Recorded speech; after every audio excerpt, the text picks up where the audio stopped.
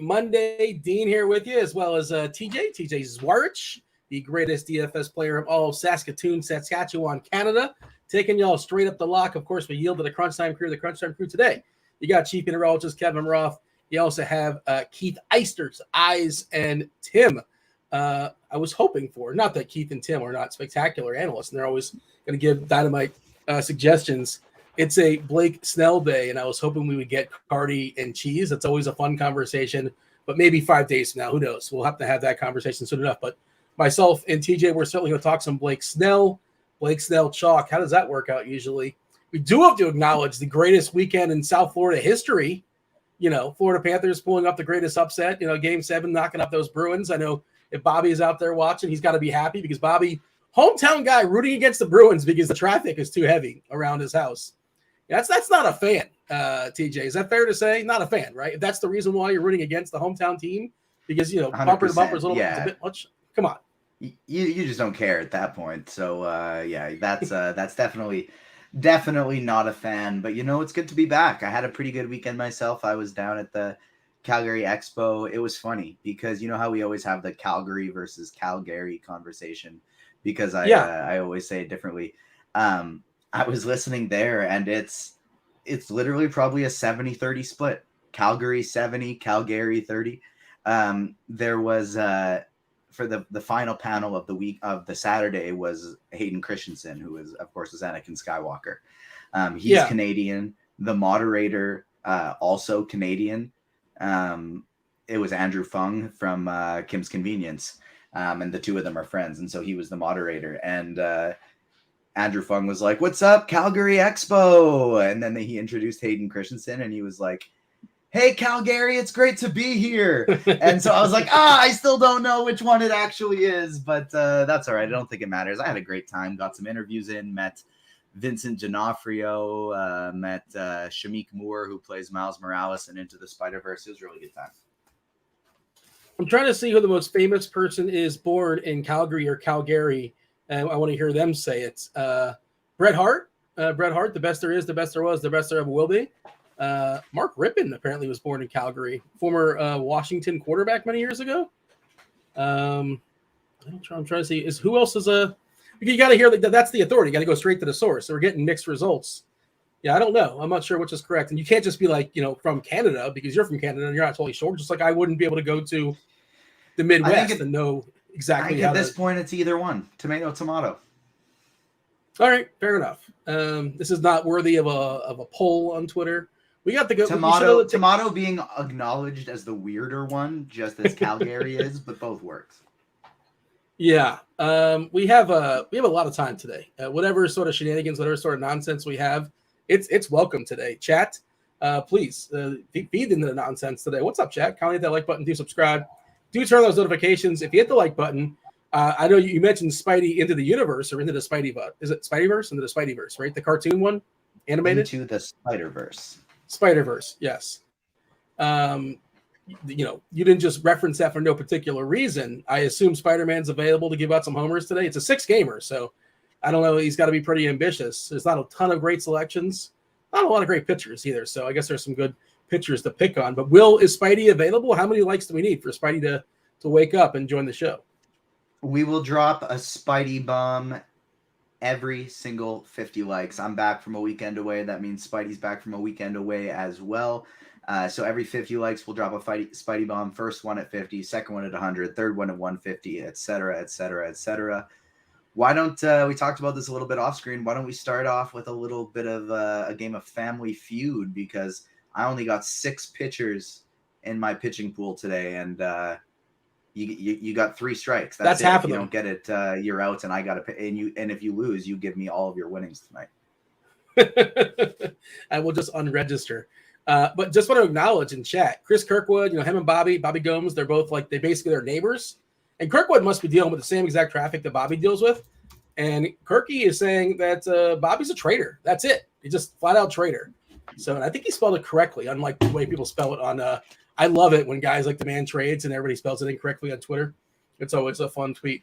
But Kirkwood is. I'm not sure if he was back in the Bruins, but he at least was not rooting against them, just so he can get home 3 minutes faster, whatever it may be. Let's play the feud. You know I like the feud. I'm a sucker for a game. Are we playing DK? Are we playing Fanduel? We're playing both. This doesn't matter what we're playing. I'm only playing on DK today, so it's strictly over there. I got 6 guys in my pool. Okay, I think this is pretty easy. I can sort of work backwards or work forwards, but Luis Garcia is on the board, like without question, of course. Show me Luis Garcia. Number 4 on the list, Luis Garcia at 38% owned. Ooh, number 4 is a little surprising. Currently, by the way, he's 40% owned on DK. And let's see, 420 is the last time we had projections. As far as ownership projections, I assume that'll get updated soon enough. We're only waiting for, I think, 2 or 3 more lineups, I want to say. A couple of the late ones. No Padres, no Fathers. We have the Phillies. There's going to be no Bryce Harper tonight for the Phillies, but he will be back tomorrow, which is awesome.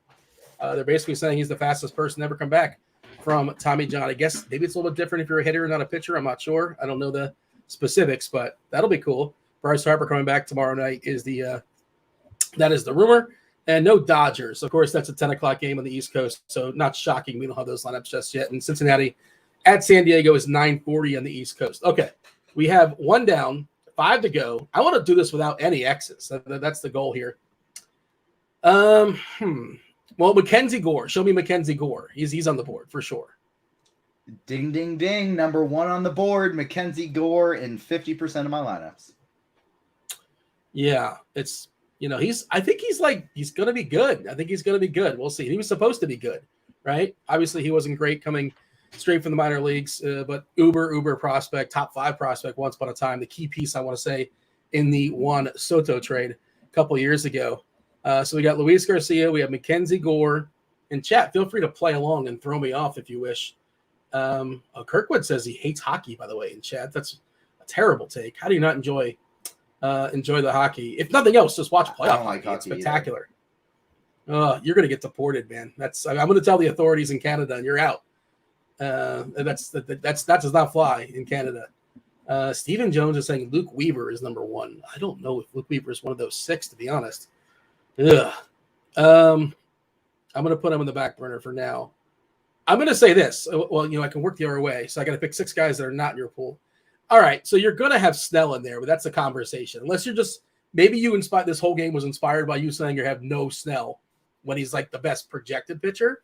But I think you're going to have some. I think you're supposed to have some. But if you want to be bold, you can flat out fade him, or you can just flat out hit the lock button. I wouldn't advise that. But I think Snell is on the board for you. First X of the day. You were correct. That was the whole. Was inspired by no Blake Snell today. I have 0%. As my man Steve, producer Steve, one of the best producers in the game, would say as he's pulling up these great gifts. No Blake Smell today. Yeah, that was the whole point of the game. That's all it was. You wanted me to say Blake Snell. You set a trap, and you dropped the Admiral Akbar on me, and I fell for it because, I knew what was going on, but I still walked right into it.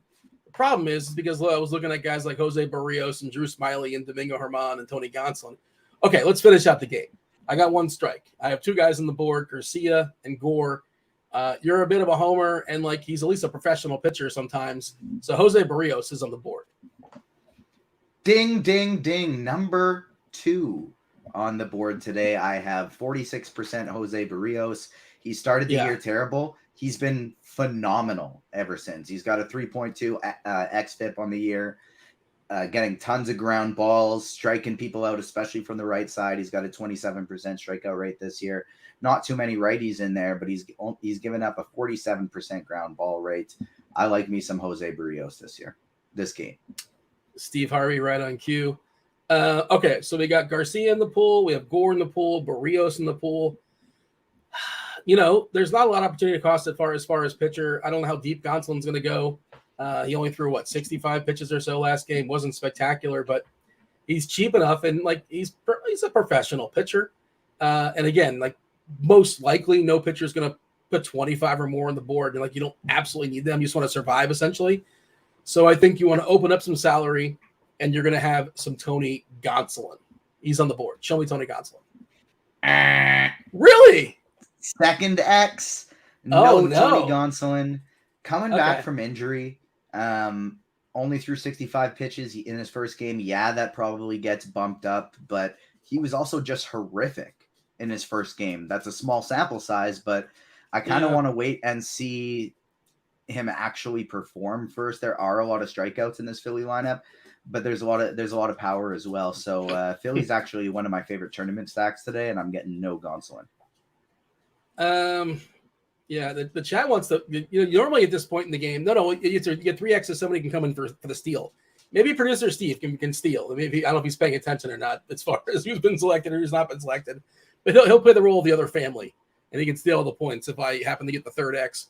I will say that so I can kind of work backwards, right? So there's no Snell. 60s guys just are not in your pool. Okay. There's no Snell. You got Gore at number 1, Barrios at number 2, Garcia at number 4. Yeah. Snell's not on the board. There is no Gonsolin. Okay, you don't have Ross Stripling. So I'm going to say you're not going to have any Ross Stripling. I'm working backwards now. Correct? No Ross Stripling. He's not on the board. This is not an official. Well, I guess I'm saying don't show me Ross Stripling. I can't tell you if he's not on the board. Okay. Drew Smiley. Drew Smiley is going to be on the board. Yeah. Show me against Washington. Washington's putrid. They're decrepit. Use whatever adjective you want. He's cheap as well. Like, he's not spectacular, but he throws baseballs, and he's facing the Nationals, and that's good enough. And he's cheap enough. So show me Drew Smiley. He's for sure on the board. Ding, ding, ding. Number 3, Drew Smiley. 40% today. Trying to get about double what the field has ish. Not a ton of strikeouts in that Washington lineup, but I feel like if there's anybody who's relatively safe today, it's probably him. They're talking about umpire data. Did I not see the umpire stuff for Snell? I thought he didn't have one yet. He has a hitter's umpire. That must just came through where I missed it earlier.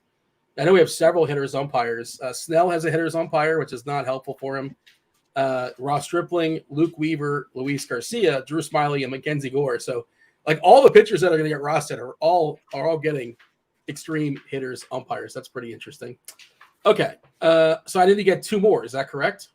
Correct. Number 5 and 6 on the list, probably the 2 toughest. Okay, so it's not the Klubot. He's malfunctioned. I think it's Cal Quantrill, professional pitcher facing an unprofessional lineup for the Yankees. Those are not your friends of like 2 months ago, New York Yankees. This is a totally different team.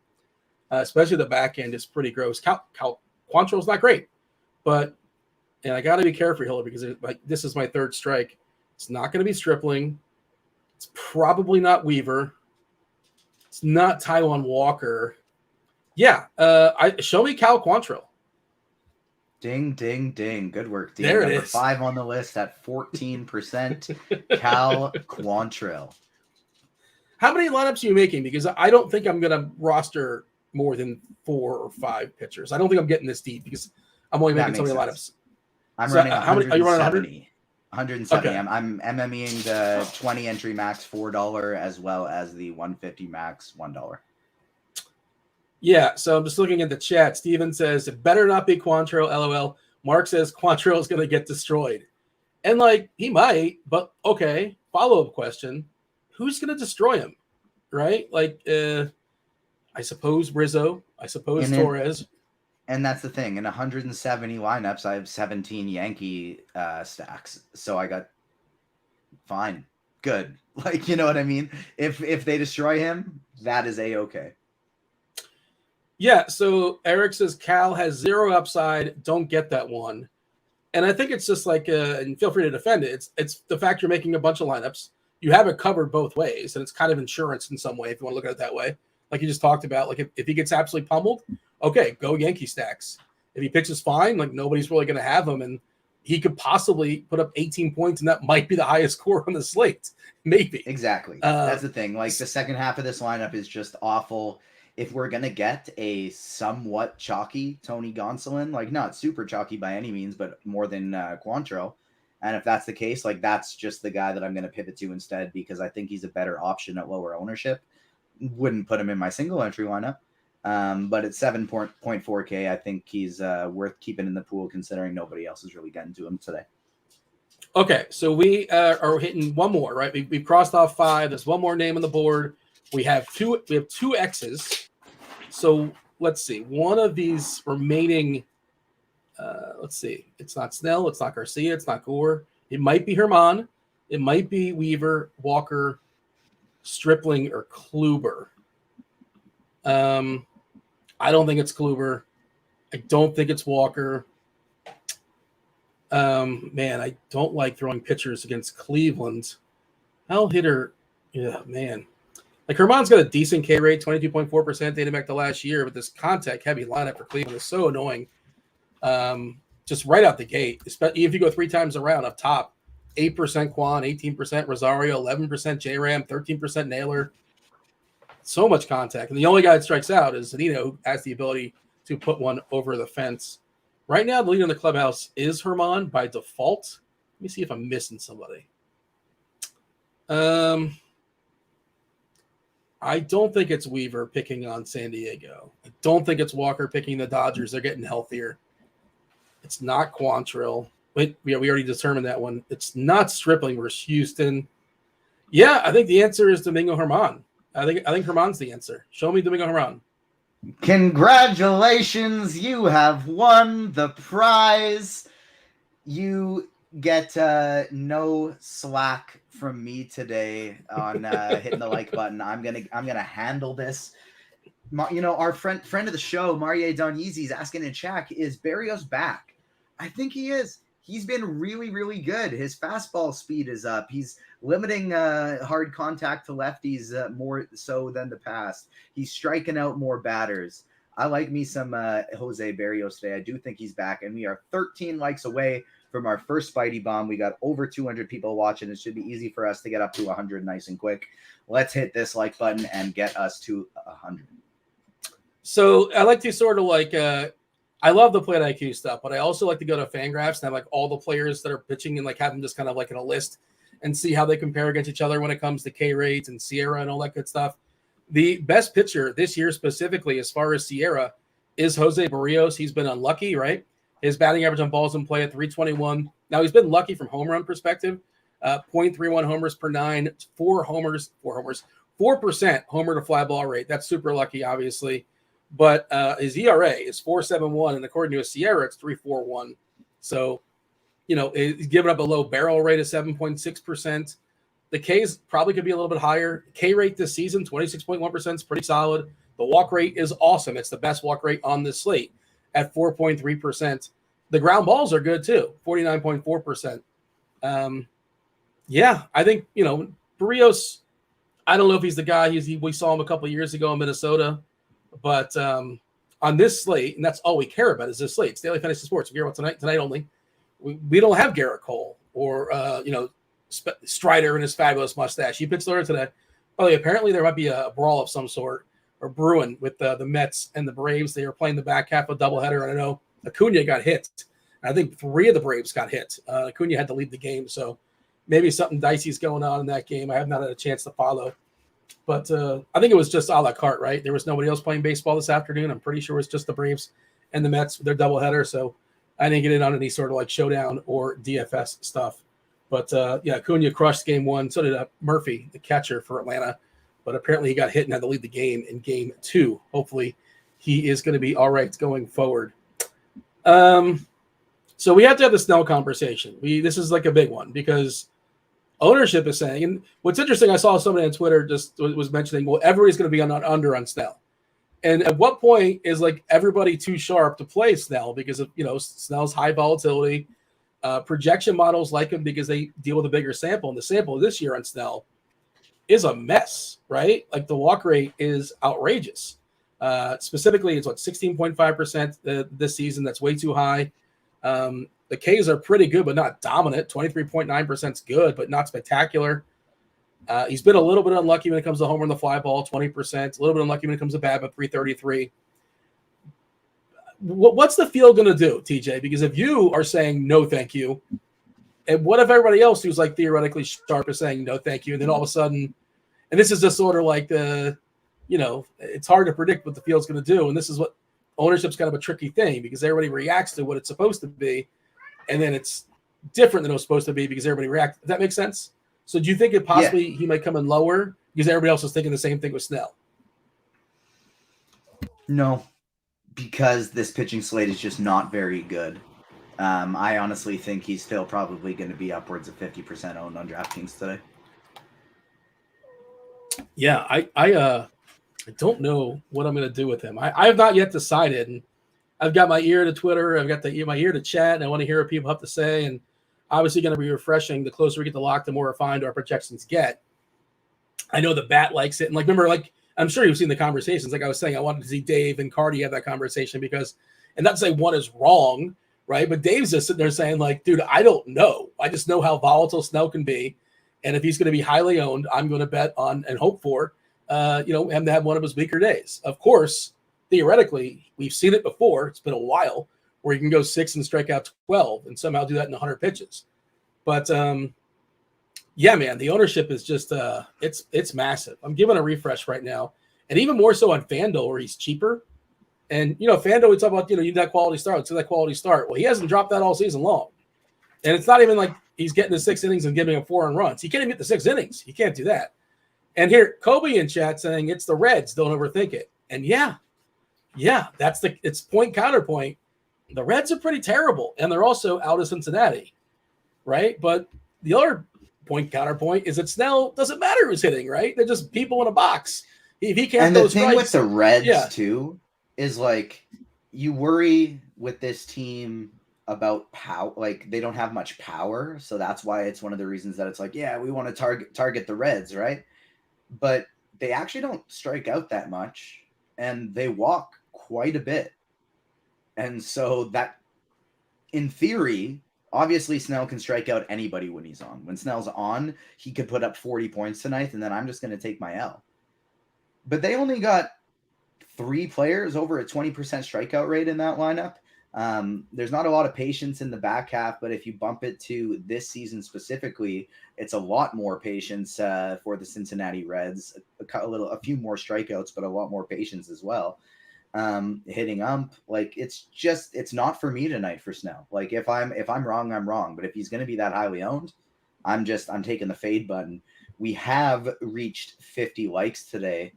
My cat is dropping stuff on me here. I heard your cat lurking before, but I've been gone for 4 days. He missed me. He wants more attention from me. I got some questions for you before I announce the Spidey Bomb because we are at 50 likes, but we got 250 people watching. Hit that like button. Let's bump it up. Get to 100. Easy 2 Spidey Bombs early in the show. My question for you is Fenway Park, Boston. Is it better for right-handed hitters or left-handed hitters? Well, the way you're framing that, it's a trick question, right? Obviously for righty power, it's better. Are you asking for 2022, a specific year? You're talking about this year, which is a smaller sample? No, just better for righty power. So yeah, the thing is lefty power that, you got pesky pole. It's 315 feet, whatever it is, but it jets out really quickly. If you're not flat out pulling it there in Boston, you got to just, we saw David Ortiz, doesn't matter if you see David Ortiz, everything goes power, and he was there in Devers as well. Those guys can get out in any park, but I don't think that lefty power is nearly as good as the righty power in Fenway. But the way you're framing this, it's almost like you're it's like no trick question here. No. This wasn't like the Family Feud game. No trick question here. Okay. But yeah, lefties the righty power. Well. The righty power, of course, is kind of where you want to target here. One of the reasons I like Berrios today, of course, only 2 righties in that lineup, and while we like that, would typically want righties for Berrios because he's better at striking them out. He's been giving up less power to them in the past. This year, it's actually less power to lefties. But the wind tonight in Fenway, it's blowing out, but it's blowing out to left. Going to help that righty power even more. Maybe not that lefty power unless they're pushing the ball. If they're pulling it, it's probably going to keep that thing fair and turn it into a bit of a flyout is what I'm hoping for. And so that's kind of why I like a lot of Berrios today. But in addition to that, Spidey Bomb number 1, Bo Bichette. The Jays are in a great spot. We know the Jays are in a great spot, but Bo is the guy that kind of consistently has the best home run odds around the industry. On Caesars today, he's plus 525 for Bo Bichette. And so I like him as a DFS play, but I also really like him as a home run bet because he is not going as like the odds just haven't been adjusting to him. I did pull up the handiness stuff. I know we have it somewhere in RG, at least it used to. I don't know where it's at. I'm always finding like new things popping up.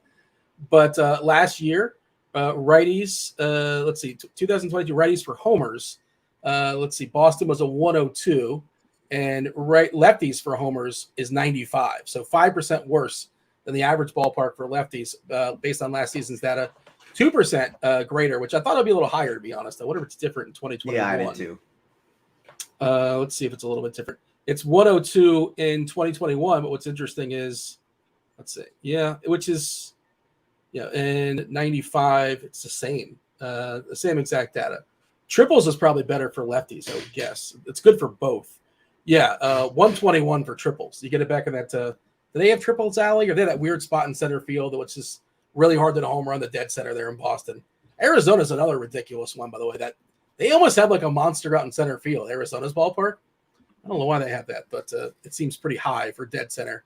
Okay, so I have a homer pick. I'll throw out to the people. I don't know what you want to call it. Oh, we do have a name for it, right? Dean's Dongs, right? Is that what we have the graphic? Show everyone Dean's Dong.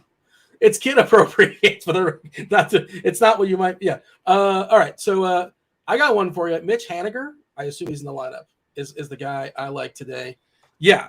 Fresh off that series in Mexico City. Let's talk about that, by the way, in a second. Luis Garcia is somewhat reverse splitsy.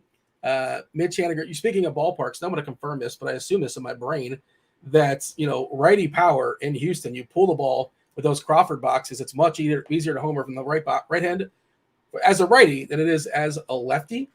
Let's see, Houston. I'm trying to find. Okay, yeah. So Astros, not distinctly. Okay, so 103 and 102. I didn't think it'd be a positive number for lefties, but maybe that has to do with like Yordan Alvarez. I was going to say when Yordan Alvarez plays in your park, it has no choice but to be a plus part to lefties. Yeah, but I do love picking on those Crawford boxes, and Garcia is he's got a little bit of a reverse split, so I like the righty power on that side. And Crawford box homers can be kind of a cheapie, so I'll take Haniger. Your thoughts, by the way, as far as the Mexico City series? The first game, I think, had 11 homers. Cardi had that game, I want to say it like at a 19 in the total. Second game was like 6-5. There's still like 4 or 5 homers. There were solo jobs. But do you like that? Does that ruin a slate? It wasn't on any main slate, as far as I know. And would you like that, like in the league? Would you like Mexico City to get an expansion team, or that just totally muck up what we do? And it makes some interesting choices, if nothing else. For DFS, I don't need Mexico City to get an expansion team. Just for Mexico City getting an expansion team, I think that would be awesome. I think that would be really cool. But I do think it's kind of fun for every now and then to kind of see it happen. Like if you looked at the betting odds, it was so wild. If you go over to scoresandodds.com, and obviously you can sort by their odds and our projections on scoresandodds.com as well for them to hit a home run. And it was hilarious how it'd be like for Fernando Tatis is like plus 150 to hit a home run, and our odds for him are like minus 150 to hit a home run. Like it was ridiculous. So Cardi said, I asked him on Twitter, and the bat had, you can't predict like this guy's got a chance at one home run. Like it's all decimals. Obviously, nobody's got a chance. Nobody's got a chance like a likelihood at a homer, and you're not putting full numbers on it. This guy's going to get a 1. This guy's going to get a 0. It doesn't work that way. But he gave it a 0.59 chance, 59% chance that Tatis would homer in that first game, which is just insane. That's outrageous. And I think, like you were saying, you were getting maybe plus 150, but that was a good bet because according to the bet, there's a better than 50% chance. And the homer he got was like a pop-up. The other part, it's not just like, go ahead. Somebody with that much power, if they hit the ball in the air, it's going out of the park. Well, I think down the sides is the other part is like if theoretically if they were to build a ballpark there, I would imagine that they would make it like 350 or so as opposed to like 320 down the sides. Could you imagine how fun it would be if they made a park there and they played there more often, and then they made the sides like 400 and they made the center field like 470? So in the old days, this is even before my time, TJ. I know you think I've been around for a long time, but like in like the 20s or like the aughts or like the 30s, they didn't have there was not like a fence. Like the fans would sit in the crowd, like 500 feet from the game, just watch the game. There's no fence or nothing. Did you know this? I did not. many years ago. I don't know why there wasn't a fence. What was it like when you went to one of those games? When I took my grandson, we had a great time.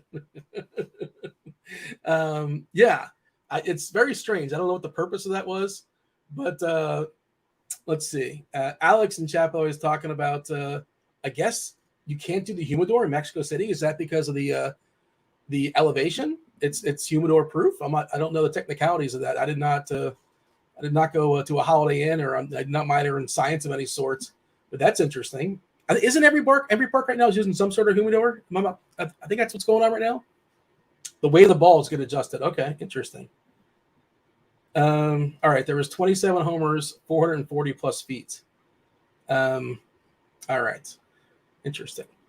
Yeah, that's. Would you want to go to a ballpark now without a fence anyway? Like, the ball just keeps rolling to you, and they're all like inside the park homers. Just very strange. Kind of fun. But yeah, I don't know. I like it. I like it as a gimmick, and I don't know if I like it as like permanently having like 19 totals or 15 totals, whatever it is. Obviously, we have cores, and I believe Cardi described it as cores on steroids was the way the descriptive he used. I want to say it's like 1.5 times the elevation there in Mexico City than it was as far as what we have in Denver right now. Oh, we got dogs barking, we got cats meowing. Did you not spend any quality time with the animals throughout the day today? Is that what were they just chilling all day, or what? Did you pop in today, or you showed up last night? I got there here late last night, and so they've been attached to me ever since I got home, and it hasn't stopped yet. Fair enough, understood.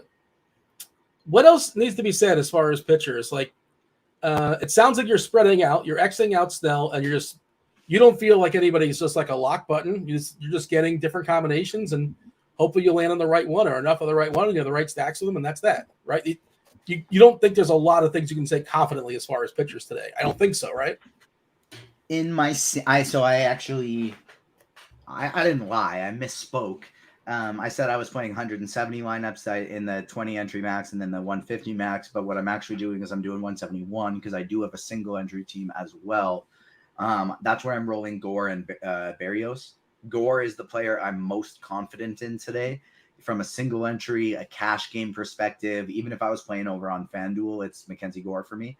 And then Berrios is my favorite for tournaments just because of how low owned he is.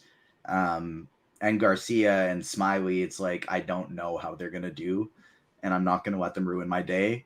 So I want to make sure I get at least 30%, but under 50% of both.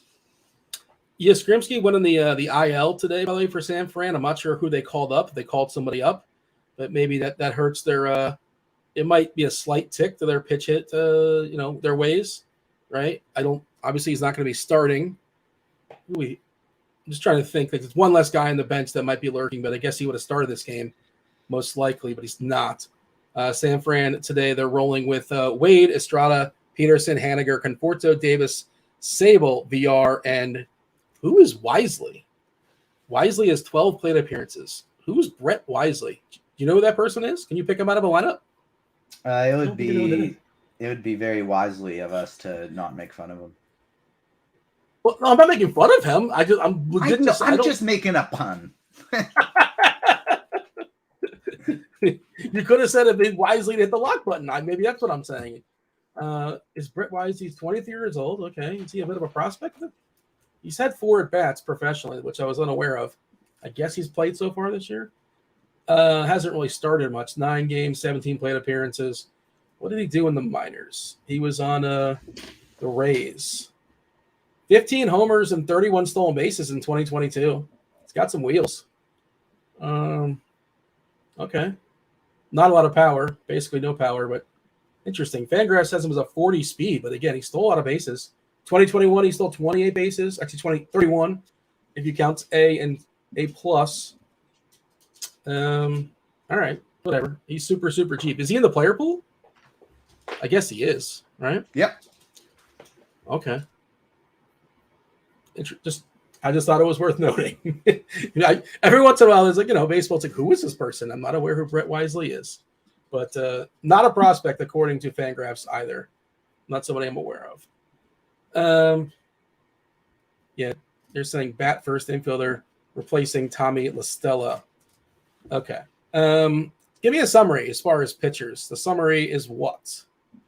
Blake Snell is the best projected guy today. The only format I would play him in is a cash game. In tournaments, I am full fading him because of that ownership. The guy I feel the best about today is Mackenzie Gore. Another somewhat chalky guy that I'm fading is Tony Gonsolin. The four guys I'm getting to the most by far are Gore, Berrios, Garcia, and Smiley, and then I'm just sprinkling in some Quantrill and Herman in tournaments. All right, we did get an update as far as projections, so I want to see what we have here. You mentioned pitching-wise on FanDuel, talking about Gore. Gore's going to get 4% ownership there because he's 10-5. I think that's a really interesting spot, and according to our projections, on FanDuel, 50%, half the field's going to play Blake Snell because you're getting it discounted at 8K. I totally get why, but I think you're supposed to come in under that number. He's 50% ownership, 18% for Garcia, 13 for Armand, 4 for Gore, and then Smiley's getting 3, Berrios is getting 2. I think you're supposed to be over, and it's not hard to get over on those numbers. Let's do the same deal for DK before we talk about some stacks. Chat, feel free to chime in, throw in whatever you want for the conversation when it comes to hitters, stacks specifically, general questions. We have plenty of time here for the next 35 plus minutes until we yield to crunch time. Crunch time, you got chief mineralogist Kevin Roth, you got Tim, TastefulTides, and you also have Keith Eyster, Eyes. Pitching wise, according to and our most projections, importantly, hit that like button because there's almost 350 of you now, so we could easily get 3 Spidey bombs before the crunch time crew gets here. 18 more likes for number 2. Let's bump it up there. Snell at 57% on DK, Garcia at 41, Herman at 25, Gore at 25. I'll definitely be over Gore at 25. I think you said he was one of your favorites, if not your favorite on DK at 8-1. Yeah.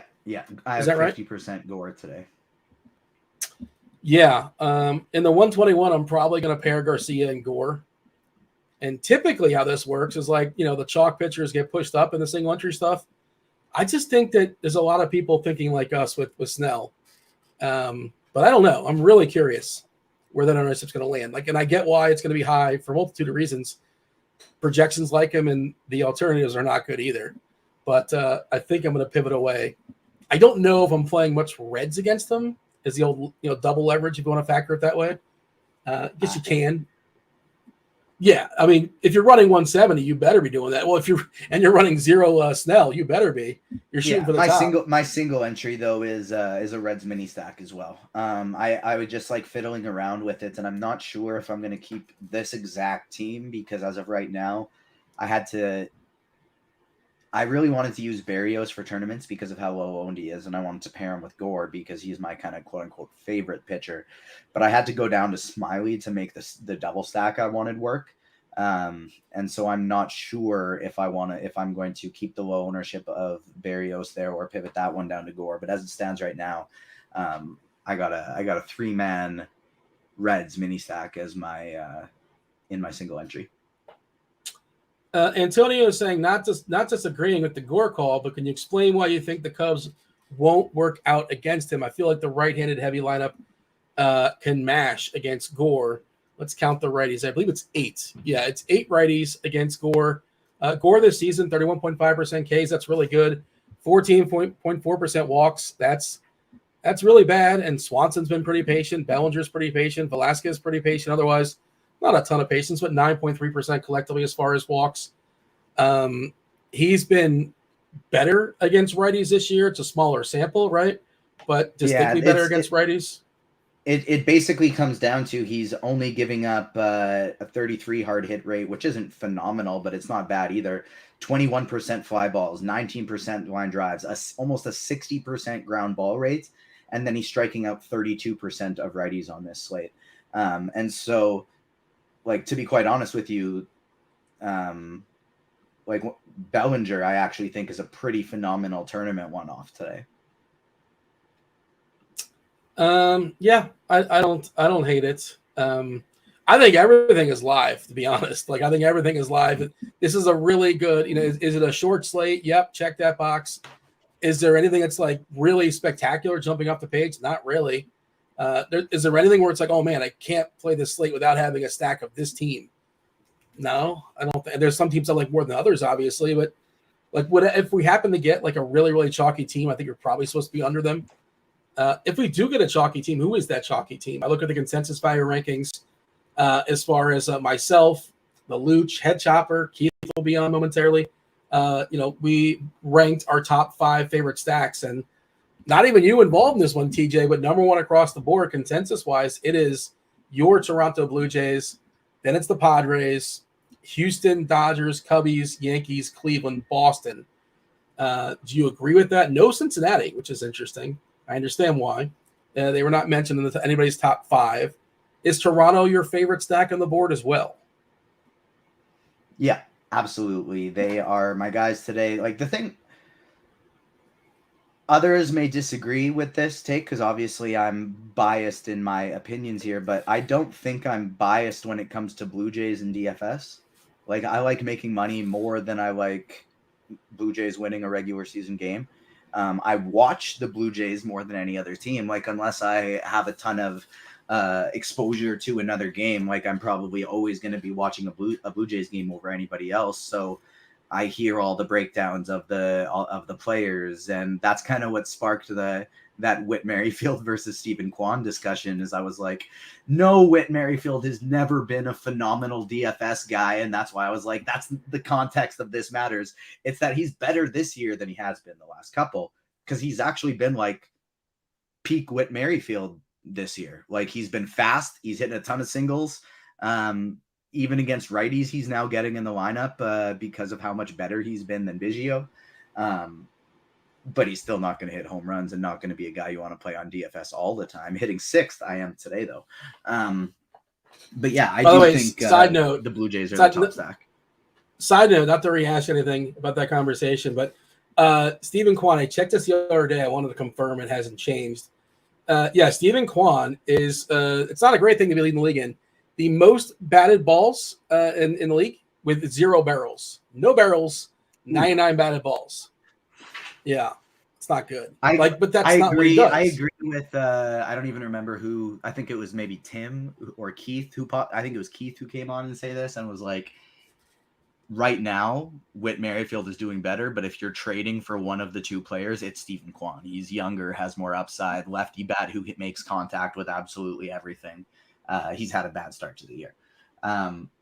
But going back to these Blue Jays today, and even like with something like Berrios, I'm not playing a ton of Berrios in tournaments because I really love Jose Berrios and I love the Blue Jays, and so that's why I want to pick him. I'm playing Jose Berrios because he's sub 10% ownership and he's got a 3.2 xFIP on the season.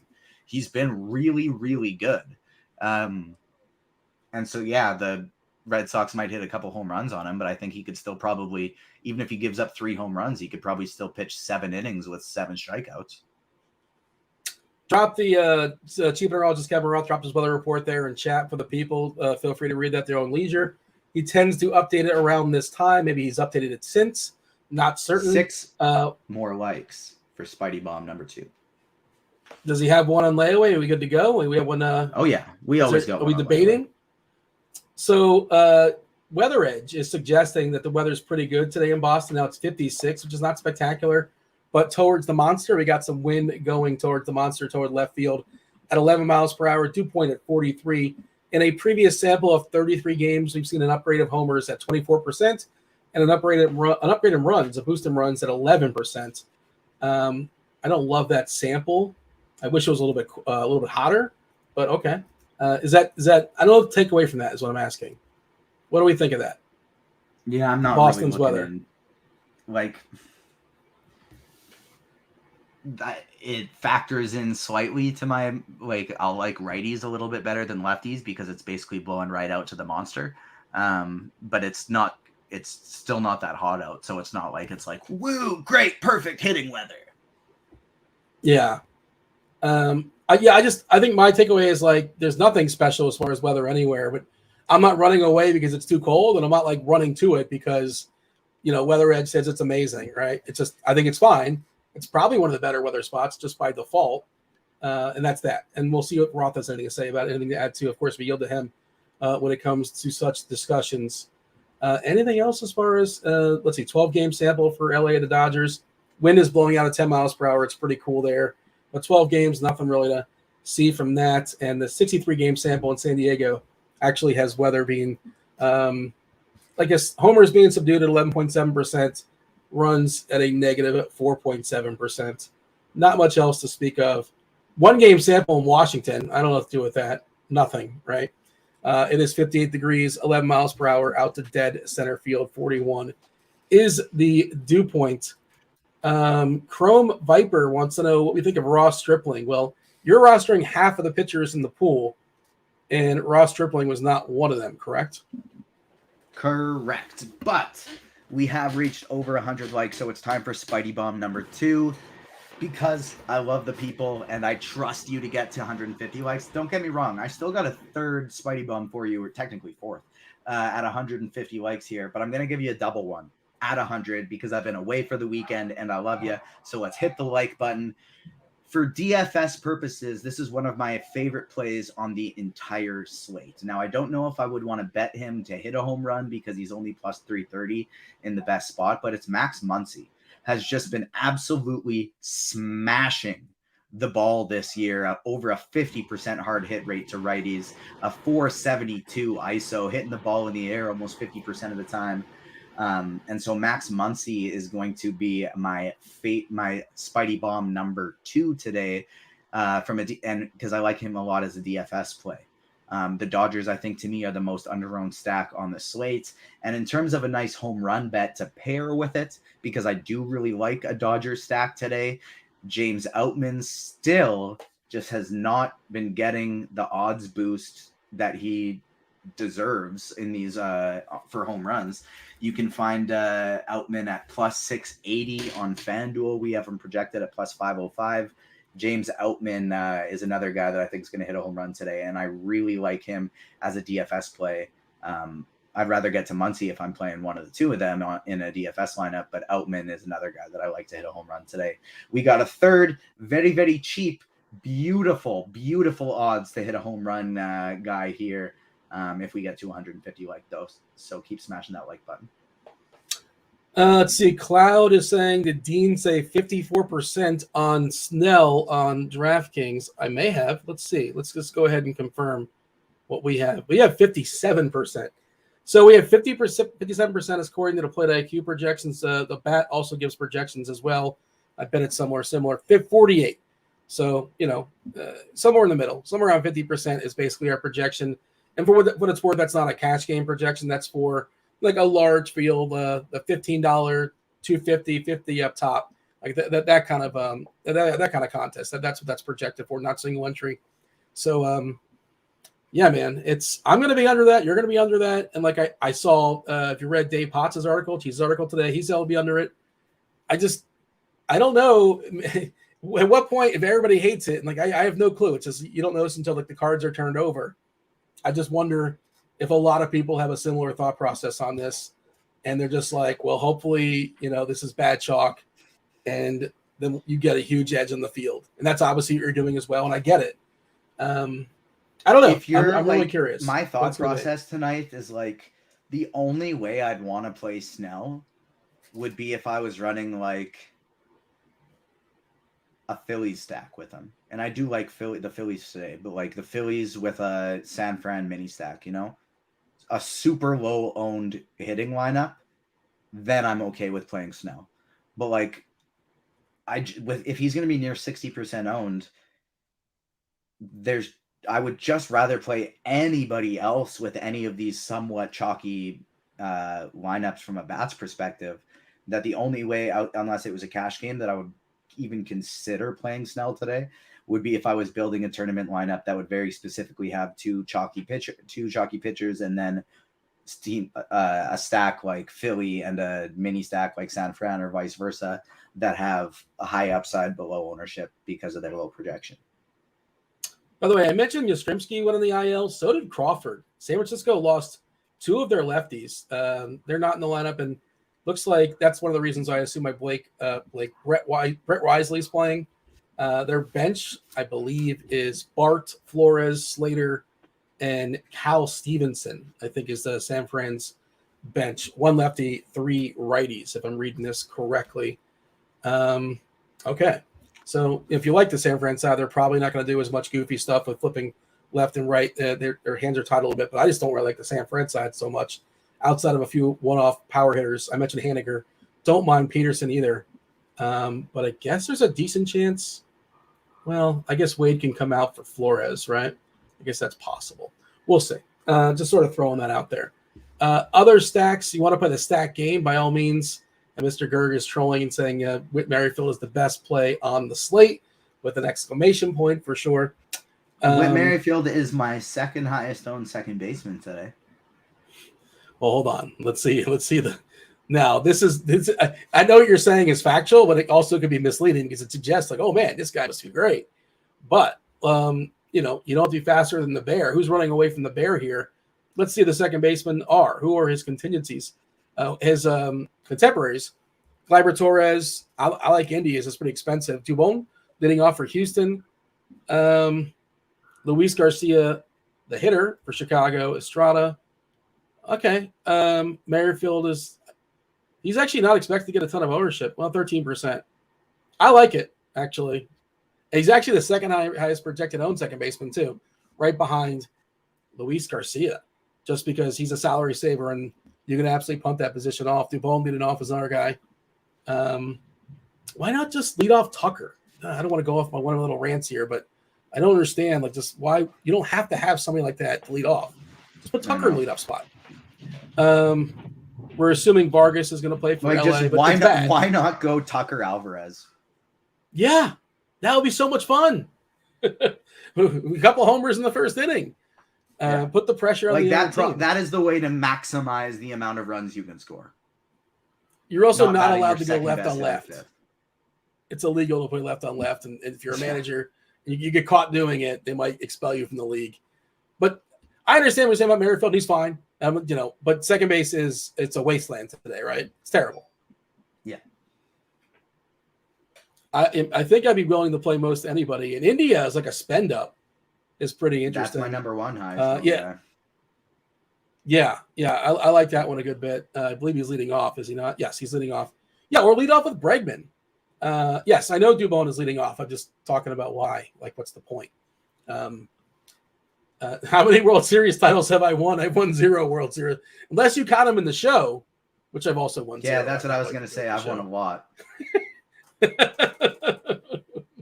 Yeah, I've not won any. So I guess I can't have an opinion. That's fair. I can still sit in the couch and, I can, yeah.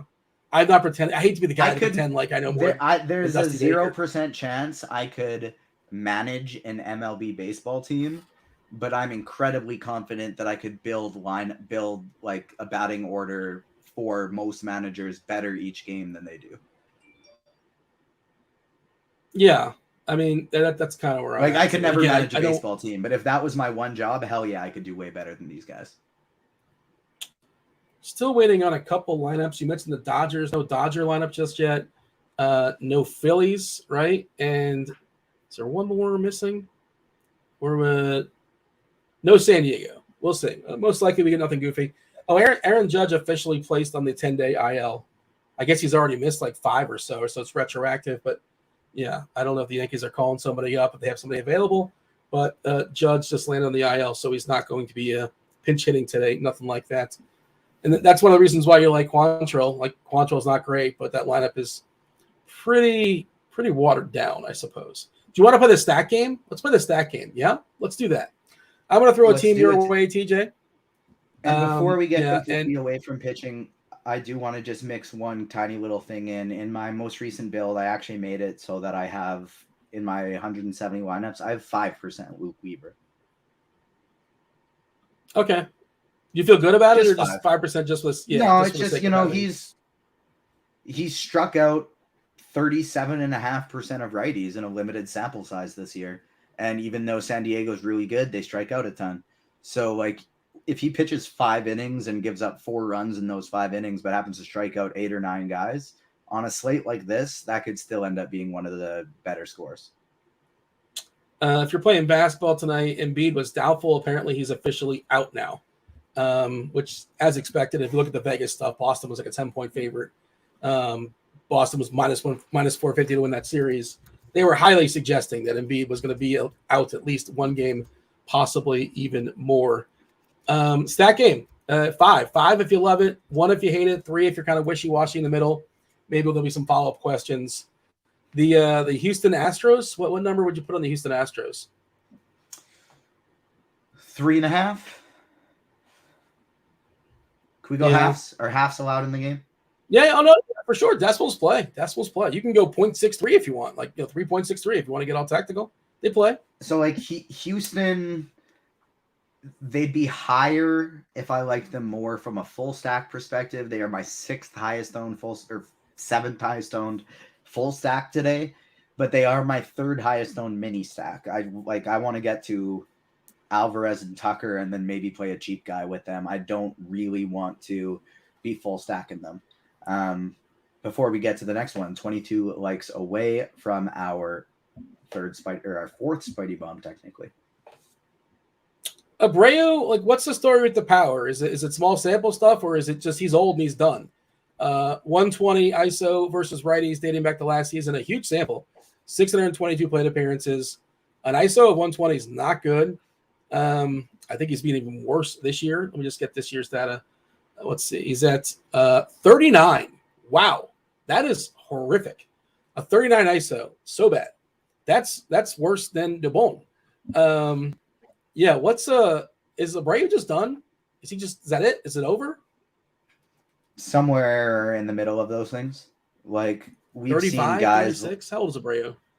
Like we've seen guys like Albert Pujols in the past, over the past few years, be like, oh wow, he's done. And then he has a few months where it's like, wow, he's had a 400 ISO over these past few months, because they're good hitters who know what they're doing. Just as their age comes, their power decreases a little bit. So Abreu is nowhere close to what he was, but I'm sure he will still have streaks of good hitting this season.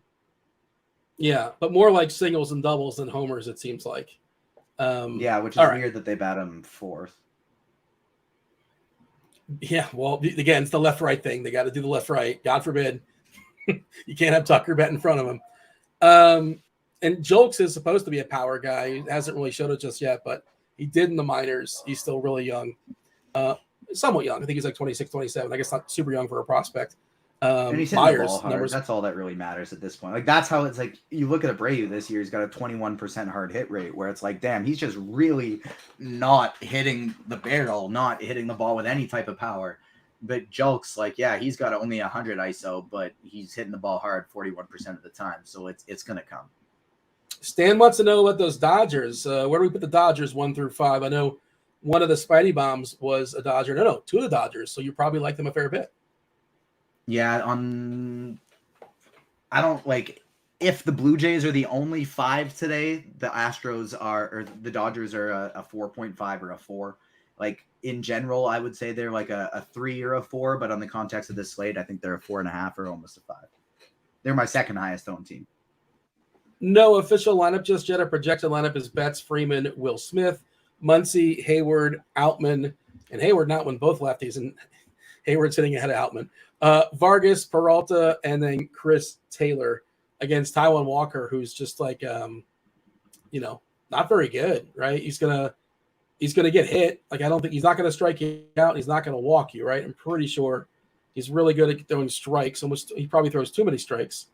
Well, no, I guess not. 7.8% as far as walks. I thought he was more of a contact guy, but even still, it's not a massive number. The Ks are pretty poor, 20.5%. He does keep the ball on the ground. That is his skill. We'll give him that. But I like the Dodgers more than I like Walker, and it sounds like you agree as well. If you want TJ to answer for your team, by all means, throw him out there. Aaron says, how many fish are playing San Diego today? Yeah, a lot of people have talked really poorly about San Diego, just not crushing so far this year. They hit a lot of homers in that series in Mexico City. And is there like first game away from Coors? Is first game away from Mexico City? Is that a thing? I don't know. We'll see. I don't think they you do can have a call team it total. fishing. I don't think you can call it fishing because it's like, if you're going, look at how many home runs they've scored in the last few games, I need to play them. Then, yeah, it's fishing. But is your cat doing things again, or what's going on? Yeah, he just jumped off. But it's still San Diego. They're a really good team. It's Tatis, Machado, Soto, Bogarts. It's not fishing to play a very good lineup against a pitcher who has given up just like a wild amount of hard hits early in the season. By the way, Machado, you mentioned him, 3K on Fanduel. Like, what is that? It's one of the best point per dollar players, on the slate. If you're playing on Fanduel, 3K for sure. 5K and DK, sure, we can do that. But 3K and Fanduel seems like kind of an egregious price. Did you put a number? We got almost 500 people watching, so I know that we got 8 more people who are going to easily hit the like button. And so let's do it. Spidey Bomb number 4 is from the Padres, Matt Carpenter. He's not going out of the park today. He's had a great start to the season this year. His odds are plus 600 on FanDuel right now to hit a home run. And our scores and odds projection on him is plus 271. Just a phenomenal play to hit a home run today.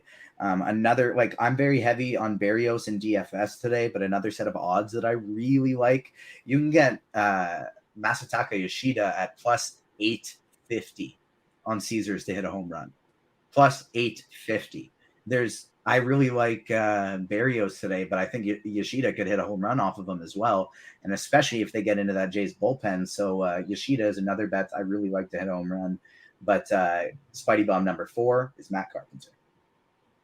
Jays bullpen crapped the bed yesterday. And I don't know how he blew that win for Bassett. You probably weren't watching it. You're in Calgary, having a good time getting your interviews. But the Jays, what a disaster they were yesterday, losing in extras. The big dumper, I should say. Cal Raleigh banging out a couple homers. I'll tell you one thing I like about that Carpenter call, and I'm always paranoid about my guy getting pinch hit for, right? If a lefty comes in, decent chance he gets the hook, right? There's one. Nelly Cruz is right there. There's only one lefty in that Reds pen, just one. That's all I see. Alex Young. He did not pitch yesterday. He did pitch Saturday, pitched Wednesday as well. Maybe he comes in, maybe he doesn't. But that's the chance. The chance you take. You never really know what kind of situation is going to happen in a game. But better chance than most that Carpenter does not get pinch hit for with just the one lefty. But it can happen, but it feels a little less likely. I wonder what if Cardi's got a number on that in the back for pinch hit rate for Carpenter. We did officially get a Dodgers lineup. Let's just confirm. Betts, Freeman, Smith, Muncy, Hayward, Outman, Vargas, Peralta. Oh, Michael Busch cracked that lineup. I think he's a big power guy in the minors.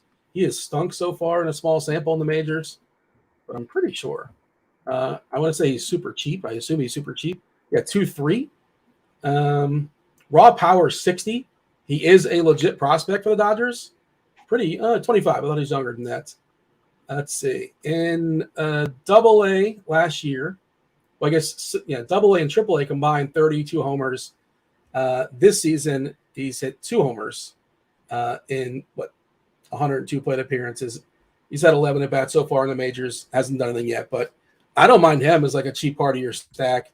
Some potential power there lurking. Obviously, at home in the 9 spot, that's the worst spot you could possibly be in. If the Dodgers happen to win this game 4-2, he only gets 3 at bats. Like very likely, he only gets 3 at bats because you're losing the 9th inning, and he's probably on deck in the bottom of the 8th. There you go. More stacks. We have 10 more minutes until we yield to crunch time. Unless you have a Spidey Bomb, is there one coming? One brewing? No, we've given out 3 legit Spidey Bombs and 2 more great home run bets. So, I mean, hey, if the people get up to 200 likes, we will come up with one 100%. But I don't think they got it in them today. You don't have like the Pokemon inspired one? What is that one called? What's the Pokemon thing?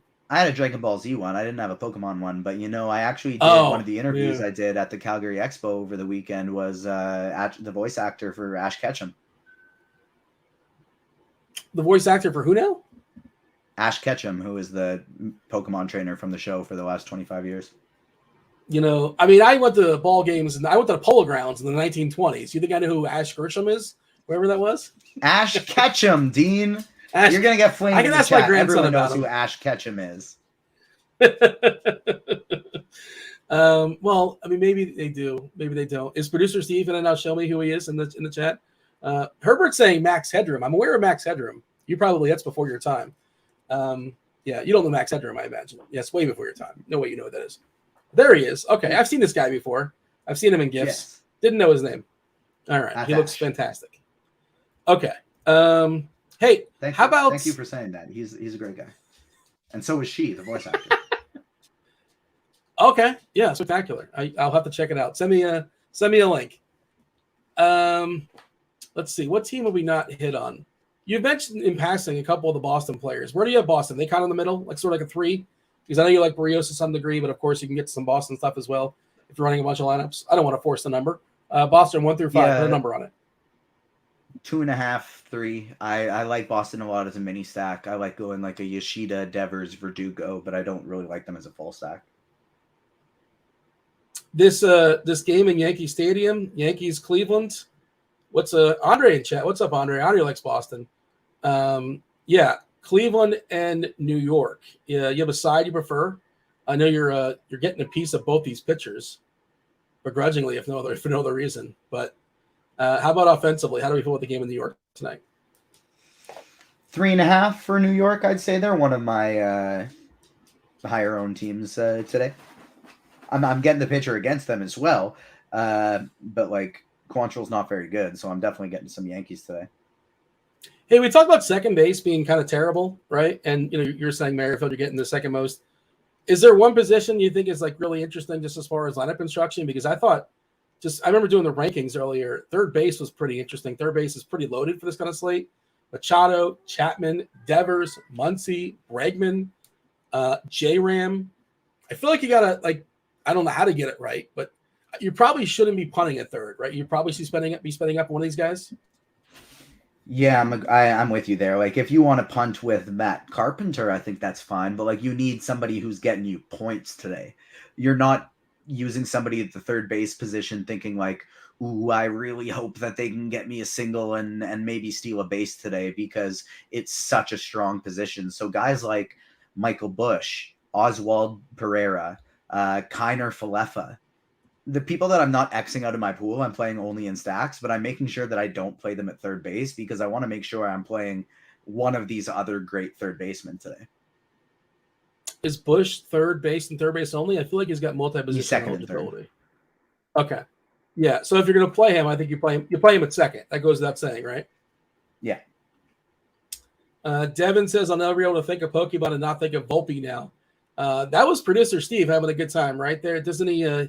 He did a little bit of work and made a GIF or a GIF of Volpe and Pokemon. I'm giving Steve some time if he wants to drop it on the people. By all means, have some fun, Steve. We're here for about 5 or 6 more minutes until we yield to crunch time. Chief Kevin Roth. Who's that Pokemon? It's Volpe. Springer was just scratched with an illness. Oh, okay. And that was Roth's voice, by the way, right? Wasn't that Roth doing that voice there? I think so. It sounded like him. Am I wrong to say that? Yeah, that was a clip of Roth saying it. What was that? That was a clip of Roth saying it. Okay. Did his voice sound a little weird? Was that just me? Maybe what if Merrifield bats leadoff now? Well, I mean, they're probably just going to bump everybody up one and put. They're probably just going to bump everybody up one and put Biggio at the bottom. That's what I'd assume. Maybe Espinal at the bottom, probably Biggio though, and just have it be like Bichette 1, Vladdy 2, Chapman 3, Varsho 4. But what if they end up doing Merrifield 1? Well, who's most likely to jump in? I guess, yeah, Merrifield's pretty versatile. It'll be Biggio. Their outfield will be Kiermaier, Varsho, and who? Biggio. Who will be the third outfielder? Biggio. Biggio will jump to the outfield? He doesn't play second? Yeah. He sometimes plays second, but he's usually in right field. And Espinal's like, I think he's a utility man that mostly works around the infield, if I'm not mistaken. Correct. Yeah. So they might put Merrifield in the outfield. No, Biggio's in right field, and he's batting 8th, and they just bumped everybody Bichette else leading up off. 1. So yeah, Bichette's leading off now. Bichette, Guerrero, Chapman, Varsho, Merrifield, Belt, Jansen, Biggio, Kiermaier, the Outlaw. How do you feel about playing Belt in your stack instead of Vladdy? Obviously, you want Vladdy most of the time, but Belt's got a 30% chance of beating Vladdy, whatever the number may be. And the ownership, he's cheap too. We talked about homers being a little easier to hit in Fenway if you're a righty, power, and of course, Vladdy, is better at hitting homers than pretty much everybody. But, for lineup construction wise, you can't just say I'll stack the Blue Jays. How are you going about stacking them? And are you considering Belt as a pivot away from Vladdy to be a little bit different? Yes, I am getting a little bit of Belt. I have my exposure set at like 5 to 10% Belt, where it's 25 to 30% Vladdy Guerrero. For what it's worth, I'm actually going to get more Jays stacks now that whole stack is going to be a little bit cheaper. Yeah, I think I like that. And Springer might be able to pinch it. Who knows? He's he still has a uniform. He's not going home. I don't think, to the best of my knowledge, he'll be sticking around if a situation calls for it. But maybe that pushes some people away. This actually makes my single entry lineup look even better because it didn't have Springer in it already, but it was a 5-man J stack. I love Bichette. I think everybody loves Bichette. What are the pivots away from Bichette at shortstop? If we're not playing Bichette, what do you like at short? At shortstop today, sorry, I just have a new set of lineups building. Bichette is definitely going to be my highest owned guy. Mookie Betts is somebody I really like today. Trey Turner is someone I really like. I'm getting to a lot of Turner and Schwarber. I don't necessarily think you need to full stack Philly, but going up against Gonsolin, who really struggled in that first game, a Stott, Schwarber, and Trey Turner mini stack, I think, is very viable on this slate.